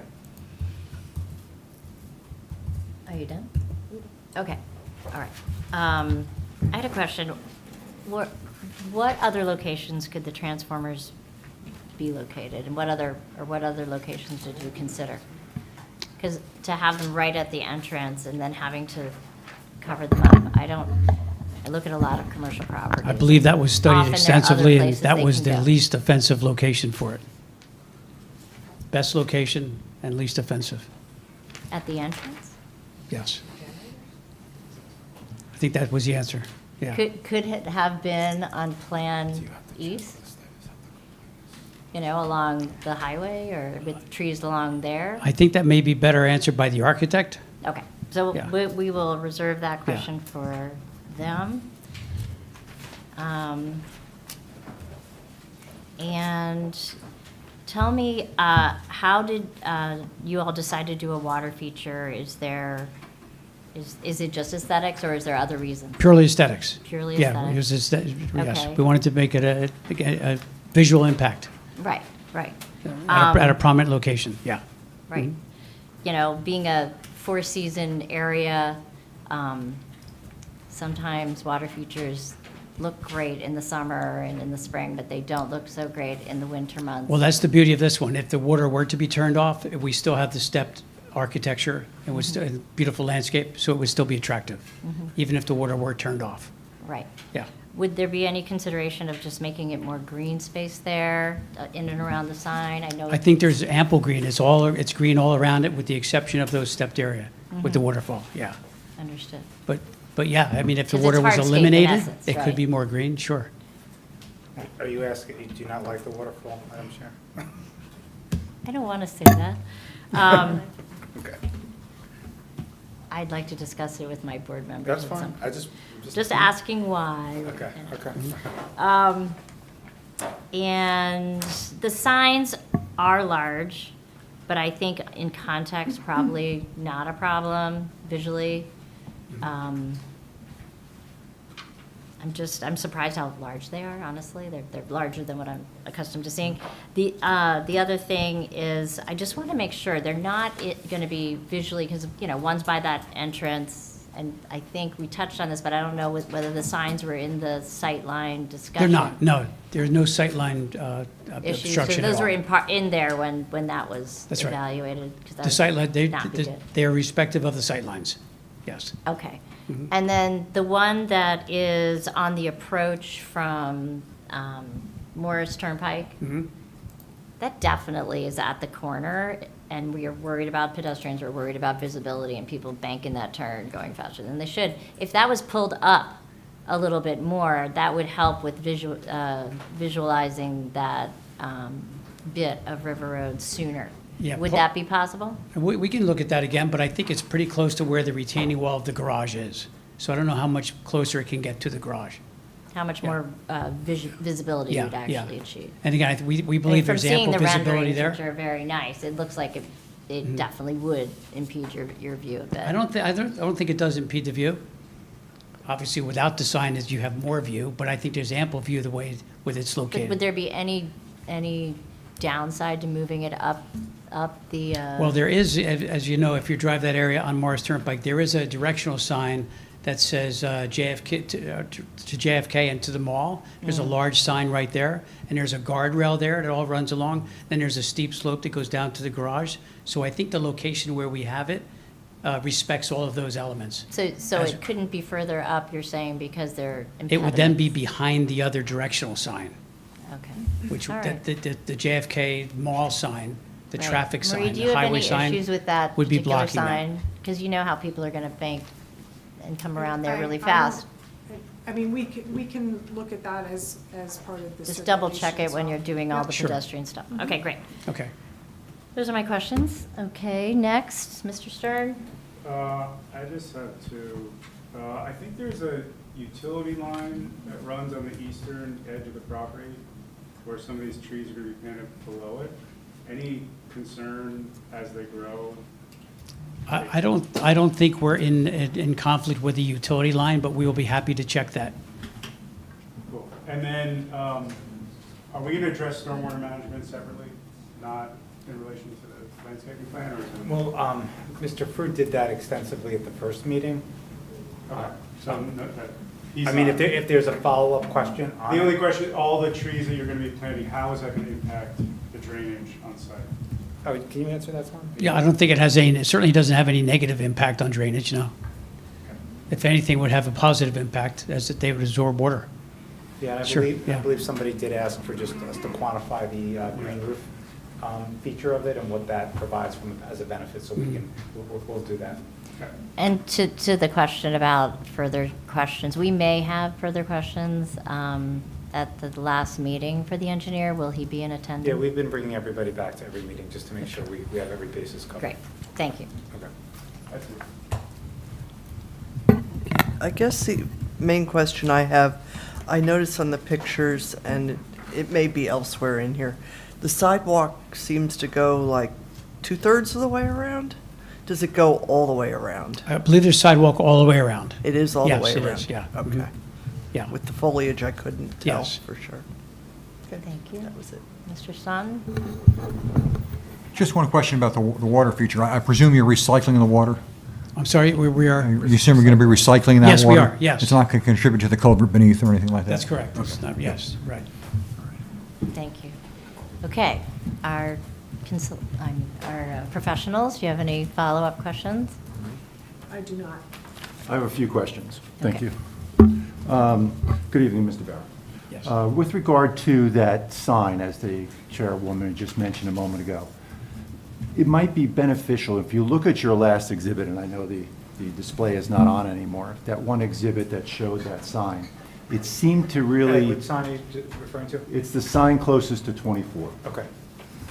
And on that exhibit, it just seems like if we can study that sign, and I know it was mentioned by the board to have the engineer take a look at that, it just seemed to me that it may not be within the technical sight distance, but that to open up that view, just in case there's somebody broken down off of that off-ramp, things of that nature, it might just open up that view a little bit better. But I know what you were trying to say with regard to another sign that it might conflict with. Yes. So if that's something that could be studied, that would be great. Sure. You had mentioned you had addressed all the forester's comments? We did, Okay. Mr. Linson, yes. Thank you. Yeah. Also, I hope some of the things I offer and maybe offer as questions don't conflict with his comments, but I know that he has the first right to comment on these things. But I myself, as a landscape architect, I just wanted to offer some other insights. Staying on that, I guess we'll call it planned easterly side or the northerly side of the building, in that view, where the retaining wall is for the parking garage or the wall for the parking garage wraps around. Yeah. There are some plantings shown within, it seems like the right-of-way for Route 24. Is that going to be something reviewed to make sure we have the ability to plant within that area? I'd have to check the plan to see where the right-of-way line is to remind me where we did. Go back one more view. I You appreciate want to see you the put perspective or the plan? in that area that's being circled now on the exhibit. Okay, oh, that's that area on Morris Turnpike? Right, Yeah, that's way down below, down the hill. That's well below the road elevation. right, but it's within the right-of-way, I believe. Yes, it is, that's correct. It 24. is within the right-of-way in that area. You'll be checking to make sure you can put planting in there? We will, yes. Okay. That's going to be important. I think it's a good idea to put planting there, and I appreciate what you were trying to do. Yeah, yeah. But obviously would make sure we can keep it there. In addition to that, where that one gap is, where the magnifying glass was a moment ago, there's a gap between the pink trees and I guess the sign location at the corner. Is there room in there to add a shade tree or two on that side? I'm looking at the proximity of the mass of the structure to Route 24 and trying to add some canopy in that area. Is there space available in that area, or are there other utilities that sort of limit your ability in that? We'll check the utilities, but I think there is area in there to add some trees. Okay. We can add a few more shade trees in that area, Thank you. if you prefer. Just to help with that side of the elevation, and it also correlates to the, I think you called it an intensive green roof, which is just the trays of green roof that you have on the That's top of the the parking extensive structure. is the trays. Extensive, yeah, Excuse me, I yeah. always get that mixed up.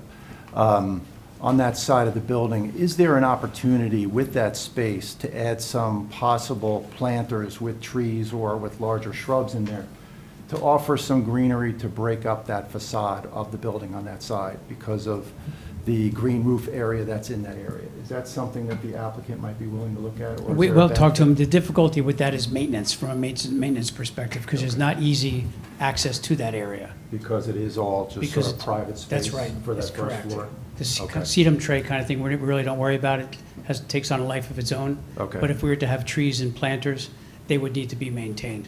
Okay, because it just seems like an opportunity to do something on that side of the building. I just offer that for review. Take a look at that. Going down River Road, sort of in a counterclockwise direction, down towards the evergreen trees that are proposed to screen the transformer area. Yes. You have the gap in the sod area, not at the entrance drive, but before the entrance drive, right there. Is there an opportunity to put another shade tree in that area? What I'm looking at is, I know what you originally had as your design for the mass of larger canopy trees, and then you've added the evergreen trees in there, which I appreciate and understand why you've done so.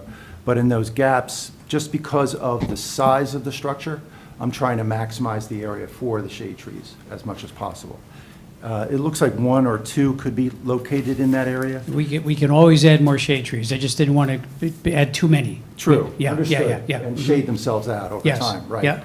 And I noticed that you didn't actually use a large canopy size for the actual trees themselves, even though you're planting them at 4 to 4.5 inch caliber, which is on the upper end or largest size you can probably get from a nursery, a standard nursery. So I do appreciate your planting larger trees than normal. Typically, we see 2.5 inch caliber Yeah. compared to 4.5 inch caliber, which I appreciate. And then the evergreen trees there, I know you mentioned 6 to 8, but I believe everything starts at 10 to 12. Yeah, no, I didn't mention 6 to 8. I said 10 to 12, 12 to 14, even some 14 to 16s. You may have said 6 to 8, but I just wanted to Did I clarify say, that if I for the did, I public. didn't mean to say I that. heard Yeah. 8 to 10, 10 to 8 to 12, 10. and There you 14 go. to Sorry, 16. that's There you all. go, 8 to 10. And I just wanted to make sure the public knew that you're actually planting some larger trees. Large, mature So trees, yes. That helps with the buffering. Okay, let me see, just continuing on towards the sign and the crosswalk area. Looking at the entrance and the site distance triangle, it looks like the two canopy trees on the Can you plan zoom in on that? easterly side of the entrance drive. Yes. Please? those two trees, it looks like if you can move them towards the right-hand side or towards the back, just to get them out of that sight distance triangle. We And I can- know you can see under canopies You can of see trees, under them, that's right, But the yeah. trunk over time sometimes blocks the view. There's room to shift those. It looks yeah. like you have room to shift it. Yes, so there is room. That would be helpful. Also, honestly, it looks narrower than in the plan for the fire truck turn. I don't know if it is, but it looks like it is, so, you know, I think that's a good suggestion to move them back a little. We're happy to shift those, yeah. Thank you. Now, further down towards the west, if you keep going down River Road, the planting there all seems to make sense. The upper area next to the drop-off and pickup location, where you have the 3 pink trees shown, Yeah. they're in planters. I understand that's on top of the roof structure for the That's parking correct. garage underneath. Yes. There's also landscaping to the right at that island. I was trying to get a tree or two in there. My effort here is that that's one of the first corners you're going to see of the building as you're coming down River Road. Is there an ability to add at least some more of the trees and planters at that entrance area? On that island? Yeah, at the, how do I describe this?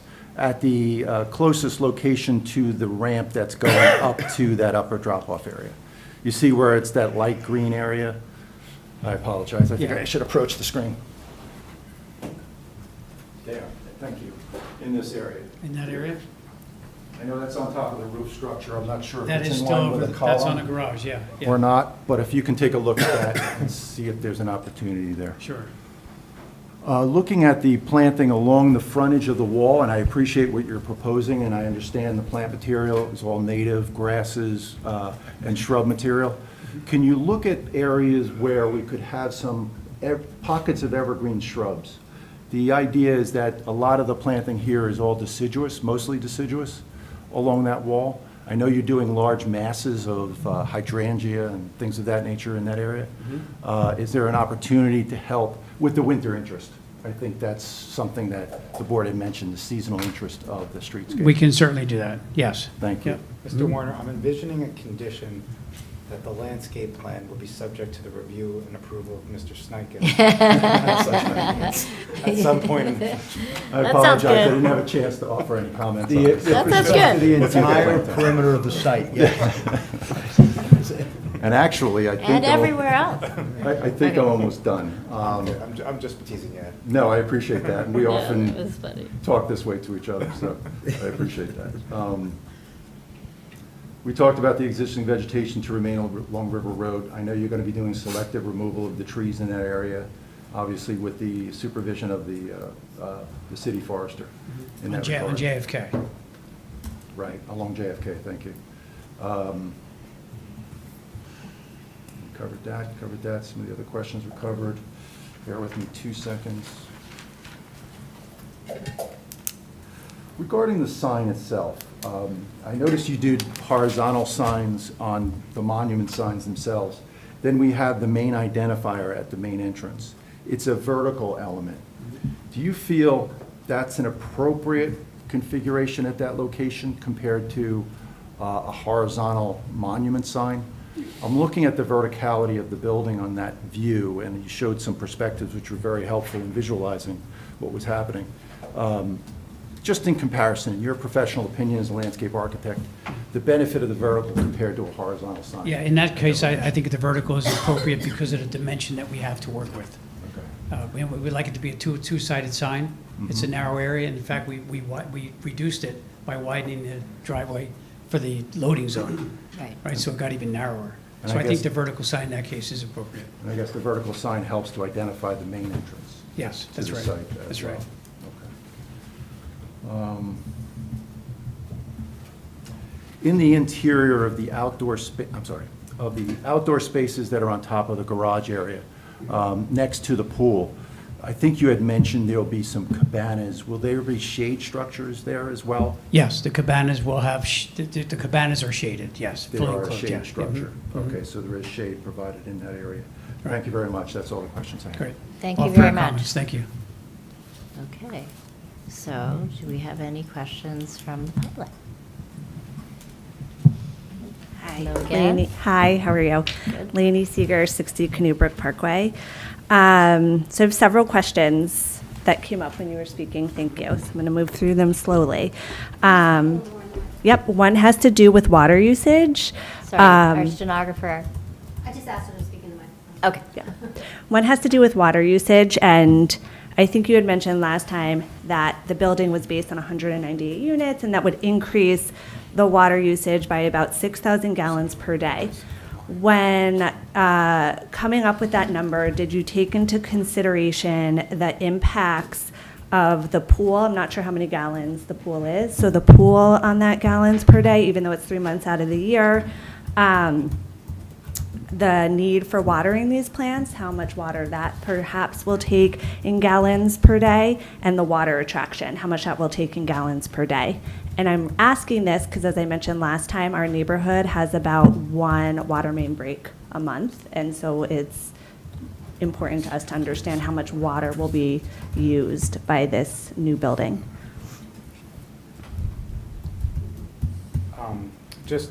I know this was more in the civil engineering testimony, but since the last meeting, and we can make sure your engineer has this, we confirmed that our building will be on a separate water line than your properties. So anything that we're doing water-wise will not impact the residential area over there. So it's a completely separate water line. Okay, so is that in writing somewhere that we Yeah, can all see and access? We can provide that. Okay, thank Yeah, you. No problem. And then some additional questions. Will trees be more likely to buffer sound? Currently, you've already begun construction on the site, and the noise is extremely loud at times that, quite frankly, it's not supposed to be. So how do the trees and the landscaping work to buffer the sound coming out of the building? Well, the trees will be planted after construction. Right, but I'm saying once people are in the building and there's garbage trucks and movers and things like that, all of those items are on the resident side of the building, meaning the people who live on Canoe Brook Parkway and Iris Road, and how will those trees buffer that sound? That would be answered by a specialist in that field of sound. right? Okay, That wouldn't be me. In fact, I don't think trees buffer a lot of sound, quite honestly. okay, Historically, that's not the case. okay. It's more out of sight, out of mind. Okay. And I noticed in one of your renderings that the area on River Road had an elevated slope that came, what it looked like, down into River Road, which would go into the Muni. How would that impact stormwater runoff? We have quite a bit of flooding in the Muni and in that neighborhood. Yeah, that would not be, that would have been for Mr. Fruit. None of the grades on the property have changed since we submitted the original plans. But I think, as the chairwoman mentioned, there might be other questions on stormwater later. So, he'll be here at the next meeting if there is. Okay. And are you planning to keep all that signage lit all night long? Usually, I always get this wrong, which one's dusk and which one's dawn, but it would be on, I guess, when the lights, when it gets dark out, so. So all night, that sign would be lit, so potentially you could see it from your backyard or your second bedroom window. second I can floor. find out the exact times, but I believe that's what it would be. Okay, so it'll be lit at night, just to clarify. Yeah, the sign would be lit at night, but. Okay, Yes. great. And then you'd also mention that the reason not the generators, the transformers were put on the side of the building that they were chosen is because they're the least offensive in that space. Is that correct? To my knowledge, that's the best location for it. Okay. Again, I would ask the architect, it may be related to the Yeah. availability Okay, 'cause I- of utilities within the building. Yeah, I believe the wording was least offensive, and I just was wondering, least offensive to whom? Because that is the side of the apartment building where we all live. And that's why it is buffered with landscape. Okay. And do you know the sound that a transformer puts off, if any, or anything like that? I don't know, but if it's regulated, it would have to comply with any regulations that would govern that type of infrastructure. Okay. And I think I had one more question. Would you consider a different lighting plan if those lights were able to be seen from people's windows? Like maybe the ones facing the people who live on Canoe Brook, those lights are not kept on all night, or? I'm sorry, I just want to make sure, which lights are you talking about? On the side of River Road, you have a huge sign that lights up that says Vanderley, and that will be lit all night long, You were saying correct? the sign lighting. Yeah. Okay. It's very soft light, very soft. Yeah, if you don't live across the street. Okay.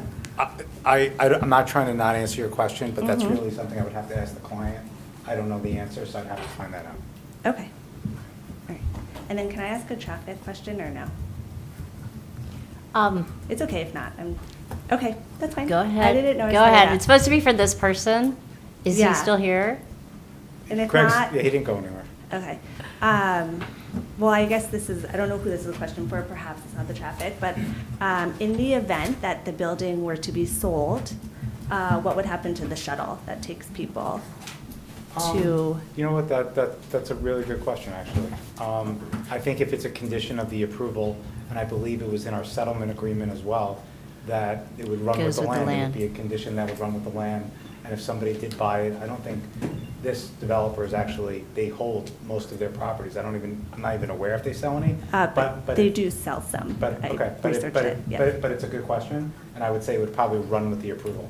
Okay. That would be my answer. Would the applicant be willing, with respect to some, if not all, and the board can decide, to have the conditions of the approval set forth in a deed restriction recorded in the county clerk's office, so would put any subsequent purchaser or successor in interest on actual notice of what those conditions are, including but not limited to the condition that this I'd have- member of the public just stated? I'd have to ask the client that question. My only concern with that, and it's not that it's not to be bound by the conditions, because we are, is that I know there's case law about if you make it a deed restriction, then not only, if you have to modify something in the future, not only do you have to come back to the board, but I think you have to file a quiet title action also. I think that's the Sousa versus Denville case. So it's maybe there's a way, Steve. Or in the alternative, recordation of the resolution itself. Yeah, that's what I'm thinking. But not a deed restriction. Right, that's what I'm thinking, something where it's entitled, but I'd have, again, I can't make that decision, I'd have to ask the client if they would, if that's something they would agree to. We I could don't add know. it to the list of questions. Yeah. Thank you. To resolve. That's all I have. Thank you. Welcome back. Hi, Carly Mulvey at 7 Iris. Just a quick question this time, actually, just to follow up to Ms. Bowen's suggestion for lighting and visibility rendering, which is a great suggestion. I just want to be clear, I don't want anyone to dismiss how visible this is across the golf course for noise and for lighting. My question would be, the ask would be, that for any follow-ups regarding lighting or visibility, it be conducted in fairness during fall or winter, and adjustments be made after that when there's no leaves on the trees, which is most of the year. So that would be Okay. my ask. That's a good suggestion. Thanks, Carly. Is that something the applicant would stipulate to, that any post For the lighting. construction and occupancy lighting test would be done during the fall or winter months? Yeah, I don't think that's a problem. Can you shoot from the hip again? Did it right into the- Just teasing the guy.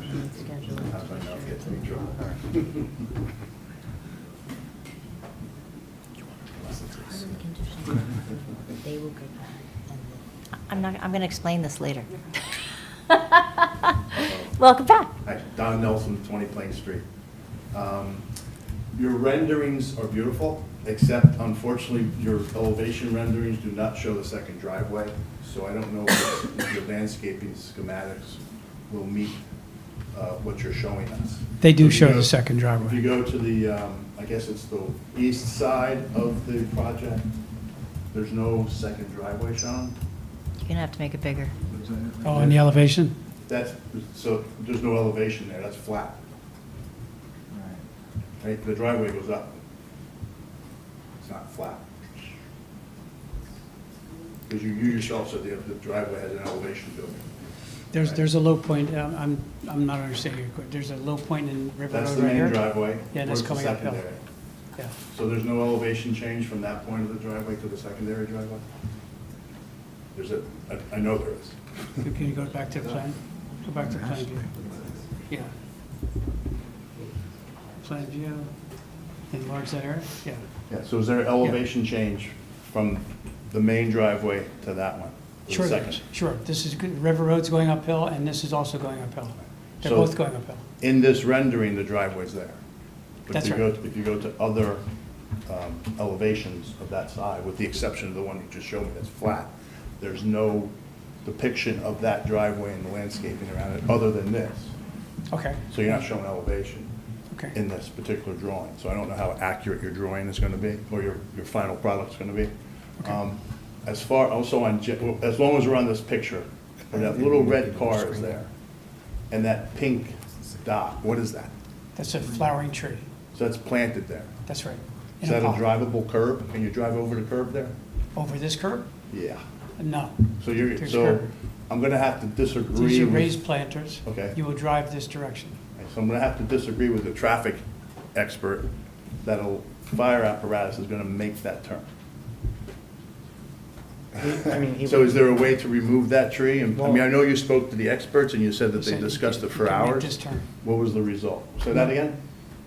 You said, the traffic expert said he could make this turn. Into the front of the building. Yes. So do you know, do we know the width of the driveway there? We'd have to believe it's 24 feet. 24 feet, yeah. Any clue on how wide the ladder truck is? Hold on. Is that Rickers? Let's just do this. Madam Chair, can Yes. just, Craig just come back and just answer that question, so that Tom shouldn't be the one that answers that question. Oh, I agree. Craig, can you just answer that question? Do you have any issue with the truck circulating with the plantings, the way that they're situated? No, we showed the exhibit earlier with the fire truck making it in. And that incorporates the plantings? The plantings are not in the road, so yeah. So is there any, would there be any, I'm just asking. No, You it's guys, okay. I'm not the expert in this whole thing, but it's my We're suggestion. just trying to answer your question. Would there be any consideration to maybe having a drivable curb? Craig, is there a need for that, based on what you've looked at? No. Okay, thanks. Okay. All right, and then on JFK Parkway, we talked about the elevation or the heights of the trees. We're back to trees. Yes. The corner of the building that touches the trees there, kind of where it says, Right there? nope, the other end, right there. Yeah. What's anticipated to be planted there? Nothing. That's existing vegetation, And how high is that now? about 30, 40, 50 feet. Okay. I think we know the answer to the question. All right, thank you. Thank you. Okay. I think we need to stop because we're well beyond 10:30. Thank you very much. Thank you. Do you want to confirm if there's no further questions for this particular witness? Does not look like there are any further questions. So then we can close this witness. Yes. Closing this witness. Thank you very much. And then we're going to have to stop. with the Okay, witnesses no, that's again, fine. I just want because to. we have a resolution. That's that- okay. yeah. I just wanted, I guess, two things before we leave. One will be the new date, which we have to establish. The other, though, is on this traffic, update that you're asking us to do. So again, I'm going to say something that's not very popular, but it's a permitted use. The off-site traffic is not something for the board to consider. We went above and beyond doing these additional studies. We would have had to do them, we did them for the county, for the DOT, and for the city, and they did not reveal any significant impact in the adjacent area.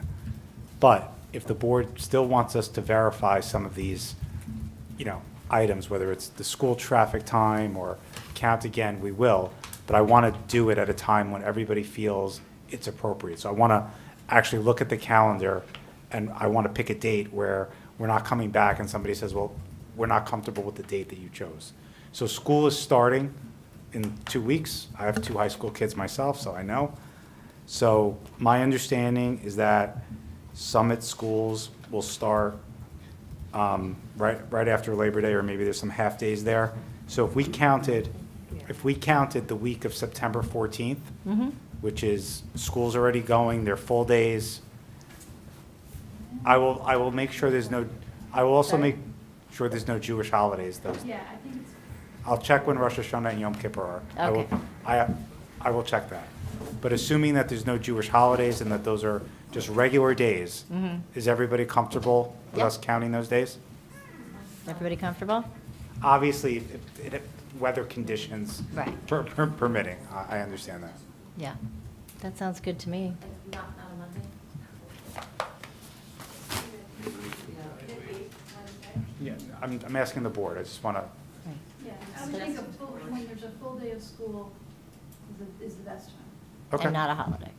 Yeah. Okay, so we'll do that. We're flexible as far as as long as we can get it, with a little bit of notice before the next meeting. Yeah. Yeah, no, I want to make sure that it's submitted so that your professionals can review it. Good. And then in the meantime, we'll also meet with the board engineer and the police, hopefully, to work on those crosswalk and also the Pedestrian pedestrian safety. connection issues. Yes. Okay. That's really important. Yeah. Okay, and I have the other notes, but I won't go through them all because it'll take too much time. Okay. Well, thank you. But a date. Oh, yeah, the date. Yeah. So when's your next meeting? 28th. Okay. Is everybody good? 28th? Isn't it the 28th? Yeah.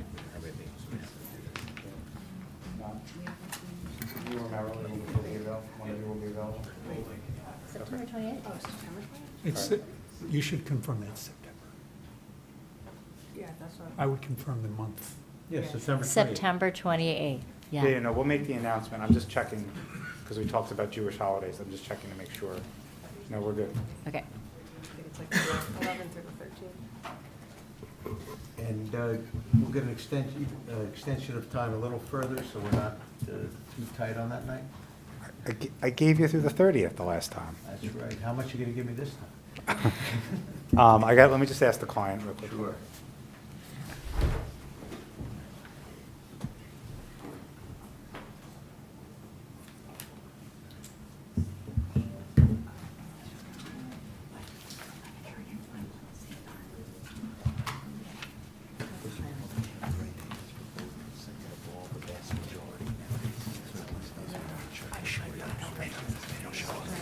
All right, so whatever, through October 31st?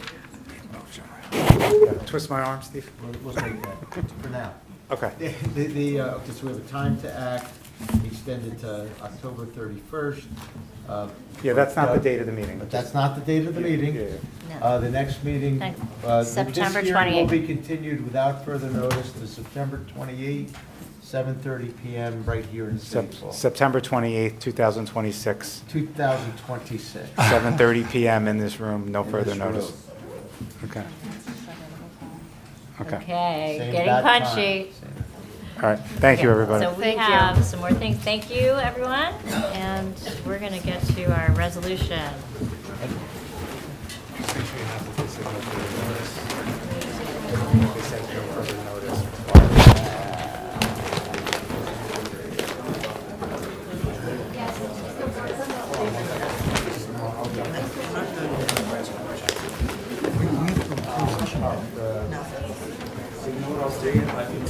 What does that mean?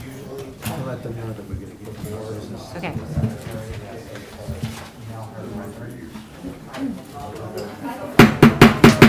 So we have a little more public business to do, so if everyone could please be quiet as you exit. Thank you. I like You go still walking down, do you want Do I to get go extra for Sergeant at Arms? Yeah. Nancy, thank you. Yes. Yeah. Thank you. Thank you, sorry, Nancy. He's good at Thank you. quieting. Yeah, thanks, Drive safe, Nancy. Drive safe, Nancy. A long night for you. Okay. Not long. Most people have changes.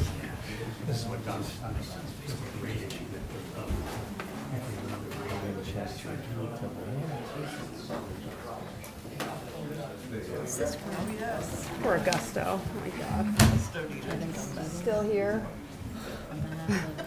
Augusto. He's taking a nap upstairs.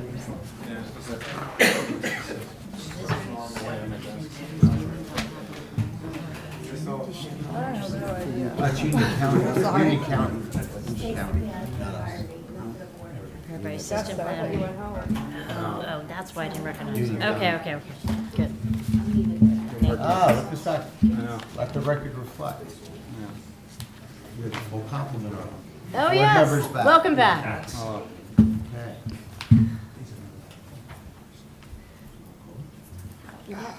Yeah, so, no, I don't.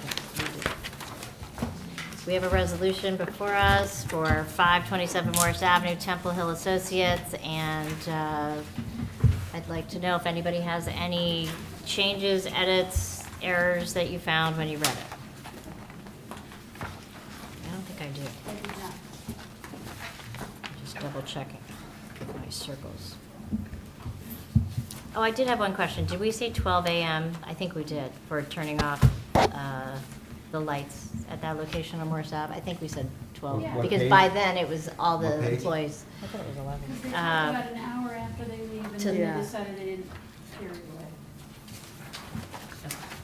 Yeah, I think that's correct. Page, They close at 11, but I just have a yeah. question. It doesn't have a page on mine, I'm so sorry, but it is here. what condition? 3-3. 3-3. Okay. Yep, No, 3-3. 3. That's what I Oh, yeah, here it recall. is, 3-3. I just wanted to make sure everybody recalled the same 12 thing. a.m. 12 a.m., right? Does everybody remember that? Okay, good. That was my only question. I just have a question. Oh, Augusto's back. Yes.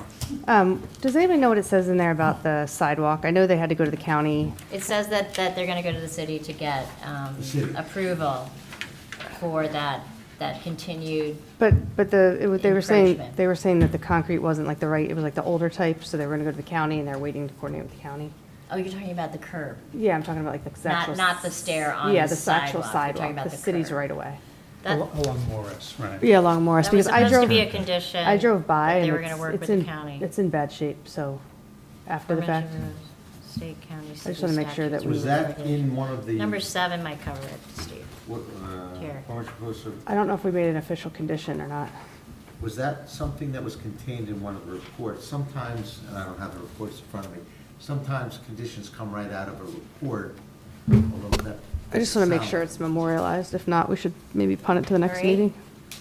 Wasn't that? Do you remember? Got my computer, I'm like, That's "Ah, I don't okay. know."